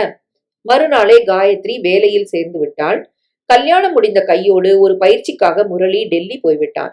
நாளை மறுநாள் தான் திரும்புகிறான். சம்பத்தும் லீவு முடிந்து வேலையில் சேர்ந்து விட்டான். மாலை சம்பத் காயத்ரி இருவரும் ஆஸ்பத்திரிக்கு வந்தார்கள். கொஞ்சம் பேசிவிட்டு டிஸ்சார்ஜ் நாளை என்பதால் சம்பத் பணம் கட்ட போய்விட்டான். காயத்ரி, எனக்கு ரத்தம் கொடுத்த, என் உயிரை காப்பாத்தின, இப்போ உன் வீட்டுக்கே நான் வரேன். என்னை பாத்துக்கிற பொறுப்பையும் கடவுள் உன்கிட்டயே ஒப்படைச்சிருக்கிறார் பாரு. நான் வரலாமா காயத்ரி? உனக்கு அதுல பூர்ண சந்தோஷம் தானே? நான் இப்போ திருமதி சம்பத். அவர் சந்தோஷம் என் சந்தோஷம். மனிதாபிமான அடிப்படை எப்பவுமே என்கிட்ட உண்டு. அதையும் கடந்து நின்னா நான் உங்களுக்கு செய்யறதெல்லாம் சம்பத்தோட சந்தோஷத்துக்காக. ஏன் புருஷன் என்னோட கடைசி மூச்சு வரைக்கும் என்னை நேசிக்கணும். அவரோட உயிரா நான் இருக்கணும். அப்படி ஒரு புருஷனை ஜெயிக்கிறவ தான் நிஜமான மனைவியா இருக்க முடியும். பீட்டர் வாயடைத்து போனான். சம்பத் உள்ளே நுழைந்தான். காயத்ரி, பில் கட்டியாச்சு. எவ்வளவு ஆச்சு சம்பத்? பீட்டர் கேட்டான். நம்ம நட்புக்கு மத்தியில பணம் வர வேண்டாம் பீட்டர். காசால அதை அளக்க வேண்டாம். நாளை காலையில டிஸ்சார்ஜ். வாசலில் கார் வந்து நின்றது. சம்பத்தை பிடித்தபடி பீட்டர் மெல்ல இறங்கினான். அம்மா ஆரத்தி எடுத்து பொட்டு வைத்தாள். சம்பத் அவனை அழைத்து வந்து அவனுக்காக ஒதுக்கப்பட்டிருந்த அறையில் படுக்க வைத்தான். காயத்ரி, பால் கொண்டு வாமா, குடிச்சிட்டு ஒரு தூக்கம் போடட்டும். காயத்ரி சூடான பாலை எடுத்து வந்தாள். அதை பதமாக ஆற்றி பீட்டரிடம் தந்தாள். குடித்தான். பீட்டர், நீ படு. காயத்ரி உன்னை வந்து கவனிச்சுப்பா. நல்லா தூங்கு. நிறைய ரெஸ்ட் எடு. சம்பத், சொல்லுடா. எனக்கு லீவ் அதிகம் இல்ல. ரொம்ப நாள் லீவ் எடுத்தா சம்பளம் போயிடும். போட்டும். எப்படி சம்பத்? ஏற்கனவே ஆஸ்பத்திரி பில்ல நீ கட்டிட்ட. இப்ப வீட்டுல இடமும் கொடுத்துட்ட. சம்பளமும் போய் முழுக்க முழுக்க நான் உன்னையே சார்ந்து வாழ்ந்தா அது நியாயமா? அடடா, நீ டென்ஷன் ஆகாம முழுசா ரெஸ்ட் எடுக்கணும்னு சொன்னா அதை புரிஞ்சுக்க மாட்டியா? காயத்ரி, இவனை என்ன செஞ்சா தேவல? சம்பத், உடம்புக்கு வேணும்னா ஓய்வு கொடுக்கலாம்டா. நான் மனசுக்கு முடியாது. சம்பத் அருகில் உட்கார்ந்தான். இந்த பாரடா பீட்டர், பிரிச்சு பார்க்காத. நீயும் நானும் ஒரு வயித்துல பிறக்கல, அவ்வளவுதான். மத்தபடி எந்த வித்தியாசமும் இல்ல. இது உனக்கே தெரியும். பணம் பெருசு இல்ல. நாங்க 2 பேருமே சம்பாதிக்கிறோம். நடக்கும். காயத்ரி மாதிரி ஒரு நல்ல பொண்டாட்டி எல்லாருக்கும் அமையாது. எனக்கு அமைஞ்சிருக்கு. அதனால உனக்கு நான் செய்யறதுல எந்த தடையும் இல்ல. பீட்டர் நிமிர்ந்து காயத்ரியை பார்த்தான். உனக்கு பூரணமா குணமாகட்டும். நீ யதார்த்த வாழ்க்கைக்கு வந்தப்புறம் ஒரு நல்ல பொண்ணா தேர்ந்தெடுத்து கல்யாணம் பண்ணிக்கோ. அப்பதான் உன் வாழ்க்கைக்கும் ஒரு அர்த்தம் இருக்கும். பீட்டர் பேசவில்லை. காயத்ரி, இவன் ஒரு இந்து பொண்ண காதலிச்சான். அவளும் விரும்பினா. இவனை கல்யாணம் செஞ்சுக்க அவ தயாரா இருந்தா. இந்த படவா சம்மதிக்கல. காயத்ரிக்கு திக்கென்றது. ஓ, இந்த கதை இவருக்கு தெரியுமா? ஏன்னு கேட்கலையே நீ? ஏன்? காயத்ரியின் குரல் அவளுக்கே கேட்கவில்லை. மதம் மாதிரி கல்யாணம் பண்ணிக்கிறத அந்த பொண்ணு வீட்டுல விரும்ப மாட்டாங்களாம். இவனோட ஓடி வர கூட அவ தயாரா இருந்திருக்கா. பெத்தவாளை பகச்சின்னு வரக்கூடாதுன்னு இந்த சாமியார் உத்தரவு. அவ வெறுத்து போய் அவ அப்பா பார்த்த வரனுக்கு கழுத்த நீட்ட சம்மதிச்சிருக்கா. காயத்ரிக்கு படபடப்பாக இருந்தது. அவளுக்கு கல்யாணம் முடிஞ்சாச்சா? இவனை மாதிரி ஒரு பைத்தியக்காரன் உண்டா? இல்லப்பா, இவர் செஞ்சதுதான் நியாயம். காயத்ரி, பெத்தவா பெருசுன்னு அவ பேச்ச கேளுன்னு ஒரு பொண்ணு கிட்ட சொல்லி தான் காதல விட்டு தரவாள விரல விட்டு எண்ணிடலாம். அதுக்கு அசாத்திய பக்குவம் வேணும். பீட்டரை நான் பாராட்டுறேன். பீட்டர் நிமிர்ந்தான். பீட்டர், காயத்ரி உன் பக்கம் சேர்ந்துட்டா பத்தியா? நான் எப்பவுமே நல்லவா பக்கம், நியாயமானவா பக்கம் தான் இருப்பேன். சரிம்மா, அது முடிஞ்ச கதை. உனக்குன்னு ஒரு வாழ்க்கை அமையணும்னா என்ன சொல்றான் தெரியுமா? என்ன? என் மனசுல அவ ஒருத்திக்குத்தான் இடம். அவ காலி பண்ணிட்டு போயிட்டா. இன்னொருத்தி அங்க வந்து குடியிருக்க முடியாது. அந்த இடம் இனிமே காலியாத்தான் இருக்கும்னு சொல்றான். அது தப்பு. அவ இப்போ இன்னொருத்தர் மனைவி. அவர் இவளையே நினைச்சிட்டு இருக்கிறது பண்பாடு தானா? பீட்டர் படக்கென நிமிர்ந்தான். என்னால அவளுக்கு எந்த தொந்தரவும் வராது. அவ நல்லா வாழறத பார்த்து சந்தோஷப்படுறவன் நான். ஆனா முதல் காதல் முத்திர பதிச்சாச்சு. அதனால அவளை தவிர இந்த இதயத்துல யாருக்கும் இடம் இல்ல. இது சத்தியம். காயத்ரி நிலை குலைந்தாள். சரி வா காயத்ரி, இவன் பிடிவாதக்காரன். நீ முடிஞ்சா அவன் மனசை மாத்த பாரு. ரெஸ்ட் எடுடா பீட்டர். இருவரும் வெளியே வந்தார்கள். சம்பத் எங்கேயோ புறப்பட்டு போய்விட்டான். காயத்ரி ஊற போட்ட அரிசியை கிரைண்டரில் போட்டாள். மாமியார் வந்தாள். காயத்ரி, நீயும் கொஞ்சம் ரெஸ்ட் எட. இல்லம்மா, நாளைக்கு அம்மாவாசை. அப்பாவுக்கு உங்களுக்கு பலகாரம் ஆச்சே. நீங்க படுங்கோ, நான் பாத்துக்கிறேன். மாமியார் 4 அடி போனார். திரும்பி வந்தார். காயத்ரி, பீட்டர் நம்ம மாத்துல தங்கி இருக்கிறதுல உனக்கு மாத்து கருத்து இல்லையே? என்ன உங்களால புரிஞ்சுக்க முடியலையம்மா? அதுக்கு இல்லடா. எல்லாத்துக்கும் நீ தலையாட்டுறன்னு நாங்களும் தப்பு பண்ணக்கூடாது இல்லையா? அப்படி நான் நினைக்கவே இல்லம்மா. நான் ஒரு நல்ல மாட்டு பொண்ணு அமையவும் ஒரு கொடுப்பின வேணும். எங்களுக்கு அது நிறையவே இருக்கு. போய்விட்டார். காயத்ரி அடுப்பில் பாலை வைத்துவிட்டு வேறு வேலைகளையும் செய்து கொண்டிருந்தாள். கை எந்திர கதியில் இயங்கிக் கொண்டிருந்தது. மனதுக்குள் ஒரு தவிப்பு இருந்தது. முதல் காதல முத்திர பதிச்சாச்சு. அதனால அவளை தவிர இந்த இதயத்துல யாருக்கும் இடம் இல்ல. இது சத்தியம். இந்த வாக்கியம் திரும்ப திரும்ப ஒலித்தது. காயத்ரி தவித்தாள். காதலியை மறக்க முடியவில்லை. அவள் கணவன் உயிர் நண்பன், உடன்பிறவா சகோதரன். அவர்கள் வீட்டுக்கே வாழ வர வேண்டிய சூழ்நிலை. மனைவியாக இருந்து பணிவிடை செய்ய வேண்டியவள் மாற்றான் துணைவியாக இருந்து பணி செய்ய வேண்டிய சந்தர்ப்பம். இது பீட்டரை சீக்கிரம் குணப்படுத்துமா அல்லது மன உளைச்சல் நோயில் தள்ளுமா? காயத்ரிக்கு புரியவில்லை. மெதுவாக பீட்டரிடம் அன்பாக பேசி சம்மதிக்க வைத்து அவனுக்கு ஒரு மனைவியை கொண்டு வந்து விட வேண்டும். மனசும் கவனமும் வேறு பக்கம் திரும்பிவிட்டால் ஒரு புது வாழ்வும் அமையும். எல்லோருக்கும் இது நல்லது. பால் பொங்கத் தொடங்கியது. ஓடி வந்து அடுப்பை அணைத்தாள். மனதும் பொங்கிக் கொண்டிருக்கிறது. முரளி திரும்பி விட்டான். பயிற்சி முடிந்து முரளி வீடு திரும்பி விட்டான். காயத்ரிக்கு புடவை, மேக்கப் ஐட்டங்கள் எல்லாம் வாங்கி வந்திருந்தான். பீட்டர் உட்பட எல்லோருக்கும் வாங்கி வந்திருந்தான். பீட்டர், நான் எப்படி இருக்கேன்? முரளி, நான் சொல்ற ஐட்டங்கள் எல்லாத்தையும் என் ரூம்ல இருந்து நீ எடுத்துட்டு வரணும். பீட்டர், அந்த ரூமை காலி பண்ணி தொலையண்டா. இல்ல சம்பத், குணமானது நான் அங்க போயிடுவேன். இங்க நீ நிரந்தரமா இருந்துக்கோடா. இங்க இருந்து ஆபீஸ்க்கு போ. சாப்பாட்டுக்கும் கஷ்டப்பட்டுக்கிட்டு எதுக்குடா பீட்டர்? வாடகை வேற கொடுக்கணும். சரி, எனக்கு யோசிக்க 2 நாள் அவகாசம் வேணும். நீ எடுத்துட்டு வரியா முரளி?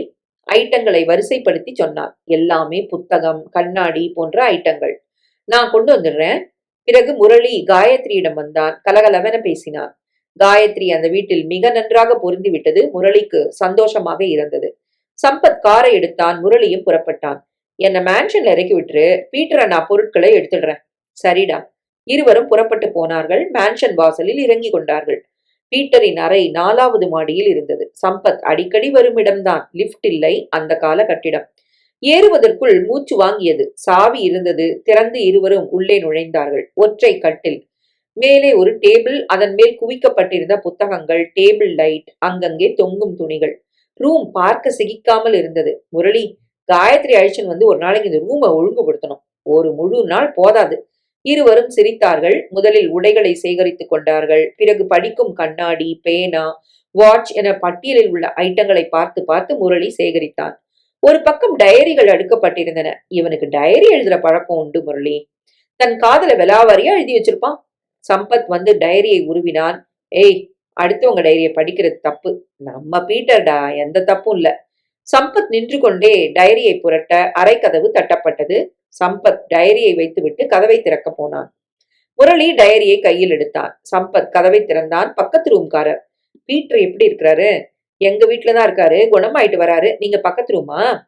முரளி டயரியை புரட்டி கொண்டே வர படக்கென ஒரு பக்கத்தில் பார்வை நின்றது. காயத்ரியின் புகைப்படம். முரளி ஆடி போனான். காயத்ரி இன்று நாம் சந்திக்க போகும் இறுதி நாள். முரளிக்கு வியர்த்தது. ஓரக்கண்ணால் பார்க்க சம்பத் அந்த ஆளுடன் சிரித்து பேசிக் கொண்டிருந்தான். டயரியை படக்கென தன் பைக்குள் பத்திரப்படுத்தி விட்டான் முரளி. அந்த ஆள் போய்விட சம்பத் திரும்பினான். எல்லாம் எடுத்தாச்சு, போலாம் சம்பத். ஒரு டயரி இருந்தது எங்க? அப்படியா? நான் பார்க்கலையே. சரி விடு, போலாம். இருவரும் காரில் ஏறிக்கொள்ள கார் புறப்பட்டது. முரளிக்கு தவிப்பாக இருந்தது. முரளி, நீ ஆத்துக்கு தானே? ஆமா, என் இறக்கி விட்டுரு, நான் ஆட்டோ பிடிச்சு போயிடுவேன். முரளி பாதி வழியில் இறங்கிக் கொள்ளும் நேரம் பீட்டருக்கு காயத்ரி மருந்து கொடுத்து கொண்டிருந்தாள். அப்பா வந்தார். காயத்ரி, இந்த புது டைரி. புரோகிதருக்கு எதுக்கு டைரி? நீ வச்சுக்கோ. காயத்ரி அதை வாங்க பீட்டர் விசுக்கென நிமிர்ந்தான். என் ரூம்ல இருக்கிற அந்த பச்சை டைரியில காதல் விவரம் முழுக்க உண்டு. கூடவே காயத்ரியோட படம். சம்பத் பார்த்துட்டா? கடவுளே! கூடாது, பார்க்க கூடாது. பீட்டர் எழுந்து விட்டான். காயத்ரி, நான் ஒரு போன் போடணும். காயத்ரி கார்ட்லெஸ் கொண்டு வந்து தந்தாள். பீட்டர் டயல் செய்தான். துர்கா மேன்ஷனா? 4வது மாடியில வெங்கடேஷ்னு ஒருத்தர். Room number 42. ஆமா, உடனே வர சொல்ல முடியுமா? நான் பீட்டர். காத்திருந்த நேரத்தில் பீட்டருக்கு ரத்த அழுத்தம் ஏறிக்கொண்டிருந்தது. ஏதாவது பிரச்சனையா? காயத்ரி சின்ன குரலில் கேட்டாள். இல்ல, நீ போய் வேலை பாரு. நான் வெங்கடேஷ், பீட்டர் பேசுறேன்பா. சம்பத், முரளி வந்தாச்சா? வந்து வேண்டியதை எடுத்துட்டு போயாச்சு. மை காட், சாவி உங்ககிட்ட தரப்பட்டிருக்கா? ரிசப்ஷன்ல இருக்கு. அதை வாங்கிட்டு நீ திறந்து 2002ஆம் வருஷத்தைய பச்சை டைரி ஒண்ணு இருக்கும். அதை எடுத்து உன் ரூம்ல வச்சுக்கோ. நான் வந்து கேட்டா மட்டும்தான் தரணும். ஓகே? உடனே செஞ்சுட்டு இந்த நம்பருக்கு போன் பண்ணு. காத்துக்கிட்டு இருப்பேன். சரி. பீட்டர் ரிசீவரை வைத்தான். அவன் பேச்சில் படபடப்பை காயத்ரி கவனித்துக் கொண்டிருந்தாள். அதே நேரம் முரளி கடற்கரையில் ஒதுக்குப்புறமாக உட்கார்ந்திருந்தான். பச்சை டைரியை படபடப்புடன் பிரித்தான். சிரிக்கும் காயத்ரியின் படம். காதல் விவரங்கள் முழுக்க எழுதப்பட்டு அது கைகூடாது என தான் சொல்லி காயத்ரி வருந்தி பிரிந்தது வரை எழுதப்பட்டிருந்தது. அப்படின்னா பொன் பார்க்க போன அன்னைக்கு இருந்த சோகம் நிஜம். என்னிடம் மன்னி சொன்ன காதல் விவகாரங்களுக்கு இந்த பீட்டரா சொந்தக்காரன்? இன்று அவனையே வீட்டுக்கு அழைத்து வந்து மன்னியே உபசரிக்கும் நிர்பந்தம் வந்து விட்டதே. அவனுக்கு ரத்தம் கொடுத்து உயிர் பிழைக்க காரணமாக இருந்து இன்று ஒரு அம்மா ஸ்தானத்தில் அவனை கவனிக்கும் பொறுப்பும். நல்ல காலம் சம்பத் பார்க்கவில்லை. இனி பார்க்க வாய்ப்பில்லை. அந்த டைரியை படத்துடன் கையில் ஏந்தி கொண்டு கடலை நோக்கி முரளி நடக்க தொடங்கினான். அதே நேரம் மேன்ஷன் வெங்கடேஷன் டயல் செய்ய கையில் கார்ட்லெஸ் வைத்திருந்த பீட்டர் அழுத்தினான். சொல்லு வெங்கடேஷ். அந்த மாதிரி ஒரு டைரி ரூம்ல இல்ல. ஒரு பச்சை டைரிய முரளி பைக்குள்ள வச்சது தற்செயலா என் கண்ணுல பட்டுச்சு. பீட்டர் கொதிநிலைக்கு வந்து விட்டான். நோ நோ, இல்ல இல்ல, போகக்கூடாத கைகளுக்கு அந்த டைரி போயிருக்கு. நான் இப்ப என்ன செய்வேன்? பீட்டர் பரிதவித்ததை காயத்ரி கவனித்துக் கொண்டிருந்தாள். என்னாச்சு? பீட்டர் ஏதோ சொல்ல வாய் திறக்க அம்மா உள்ளே வந்தாள். காயத்ரி, கொஞ்சம் காஃபி தரியா? இதோம்மா. உள்ளே போய்விட்டாள். பீட்டரால் அம்மாவுக்கு நேரே எதையும் காட்டிக்கொள்ள முடியவில்லை. புழுவாக துடித்தான். அதே நேரம் முரளி சற்றே ஆழம் இறங்கி அந்த டைரியை கடலுக்குள் வீசினான். அது திரும்ப வரவில்லை என்பதை ஊர்ஜிதப்படுத்திக் கொண்டு கரையேறினான். வேகமாக கரையேறினான். முரளியை தொடர்ந்து மொட்டை மாடிக்கு காயத்ரி வரும்போது இரவு 8 மணி. என்ன முரளி? முரளி சுற்றிலும் ஒரு முறை பார்த்தான். என்ன முரளி, ஏதாவது பிரச்சனையா? ஆ, பீட்டர் ரூமை பார்த்து அவரோட பொருட்களை எடுத்து வர போனப்போ ஒரு டைரி பார்த்தேன். அதுல உங்க போட்டோவும் விவரமும் இருந்தது. காயத்ரி மௌனமாக இருந்தாள். நான் சீரியஸான விவரத்தை பேசிட்டு இருக்கேன் மன்னி. நீங்க புரிஞ்சுக்க முடியறதா? பீட்டருக்கு ஏதோ போன் வந்து அவர் ரொம்ப நேரம் டென்ஷனா இருந்தாரு. சாயங்காலம் டாக்டரை பார்க்க போகணும்னாரு. நான் தான் ஆட்டோ வச்சு அனுப்புனேன். அப்படியா? முரளி, பீட்டரை விரும்பின பொண்ணு நான் தானே உங்க அண்ணாட்ட நானே சொல்லிட போறேன். எத்தனை நாளைக்கு இந்த நிஜத்தை மறைக்க முடியும்? வானாமண்ணி, அதுக்கு அவசியம் இல்ல. அந்த டைரியை நான் கடல்ல வீசி எறிஞ்சிட்டேன். இருக்கட்டும் முரளி, நான் காதலிச்சது நிஜம். உடலால கலங்கப்படல. பீட்டர் வாண்டான்னு மறுத்தார். என்கிட்ட எந்த தப்பும் இல்ல. பேச்சுலர் பருவத்துல காதலிக்கிறது குத்தம் இல்ல முரளி. கழுத்துல தாலி ஏறினப்புறம் ஒரு பொண்ணு தான் கணவனுக்கு விசுவாசமா இருக்கணும். நான் இருக்கேன். என் மடியில கனம் இல்ல. அதனால உங்க அண்ணா கிட்ட பேச நான் தயார். என்ன கொஞ்சம் பேச விடுங்கோ. என்ன? தனக்கு மனைவியான ஒரு பொண்ணு ஏற்கனவே ஒருத்தனுக்கு காதலியா இருந்திருக்கான்னு தெரிஞ்சா எந்த ஆம்பளைக்கும் உறுத்தும். மனைவி வெளிப்படையா பேசினாலும் வேண்டாத சந்தேகங்கள் வரும். இங்க பிரச்சனை இன்னும் தீவிரம். சம்பந்தப்பட்ட பீட்டர் சம்பத்துக்கு சிநேகிதன். இந்த ஆத்துல ஒருத்தர் அவருக்கு நீங்களே படிவிட பண்றேன். இது பிரச்சனையோட தீவிரத்தை அதிகமாக்கும், குறைக்காது. அதனால மன்னி, சில இடங்கள்ல தான் நிஜம் பேசணும். சில இடங்கள்ல உண்மைகளை புதைச்சு வச்சிருறது ரொம்ப நல்லது. காயத்ரி நிமிர்ந்தாள். ஆரம்பம் முதலே உங்களுக்கு நான் நல்லதைத்தான் சொல்லிட்டு வரேன். அதை நீங்க நம்புறலா? நிச்சயமா. இதை நான் புதைச்சாச்சு. பீட்டர் நல்லவரு. உங்க வாழ்க்கைக்கு நிச்சயமா நாசமாக்க மாட்டாரு. அதனால இதை விட்டுருங்கோ. பூதம் அதுவா கிளம்புனா பாத்துக்கலாம். காயத்ரிக்கு அவன் சொல்வது நியாயமாக பட்டது. கீழே வந்து விட்டாள். சம்பத் அப்போதுதான் நுழைந்தான். மணி 9 போறது. பீட்டர் இன்னுமா வரல? இல்ல. எதுக்கு டாக்டர்கிட்ட பீட்டர் போகணும்? நீ அவனை தனியா அனுப்புனது தப்பு காயத்ரி. சம்பத் ஆஸ்பத்திரிக்கு போன் செய்ய போக அதுவே அடித்தது. சம்பத் பேசுறேன். சார், நான் டாக்டர் பேசுறேன். மிஸ்டர் பீட்டர் அங்க சிக்கப்புக்கு வந்திருந்தாரு. பிபி ஏறி இருக்கு. திரும்பவும் அட்மிட் பண்ணிருக்கேன். கடவுளே, ஆபத்து எதுவும் இல்லையே டாக்டர்? நாளை காலையில் தான் சொல்ல முடியும் சம்பத். நான் இப்பவே வரேன். வீட்டில் விவரத்தையும் சொன்னான். சம்பத்துடன் காயத்ரி, முரளி இருவரும் புறப்பட்டு விட்டார்கள். அரை மணி நேரத்தில் ஆஸ்பத்திரியில் இருந்தார்கள். சம்பத், முரளி டாக்டரிடம் போக காயத்ரி பீட்டரிடம் வந்தாள். நினைவு இருந்தது. காயத்ரி, இப்படி வா. என்ன பீட்டர்? எனக்கு ரொம்ப அதிகமா எதுவும் இல்லம்மா. 4 நாள் நான் இங்க இருந்துட்டு டிஸ்சார்ஜ் ஆனதும் உங்க வீட்டுக்கு வரமாட்டேன். பீட்டர், என்னால உன் வாழ்க்கை பாதிக்கப்படக்கூடாது. சொல்லாம நான் வீட்டை விட்டு போயிருப்பேன். ஆனா அது கேள்விகளை உருவாக்கும். வேண்டாம்.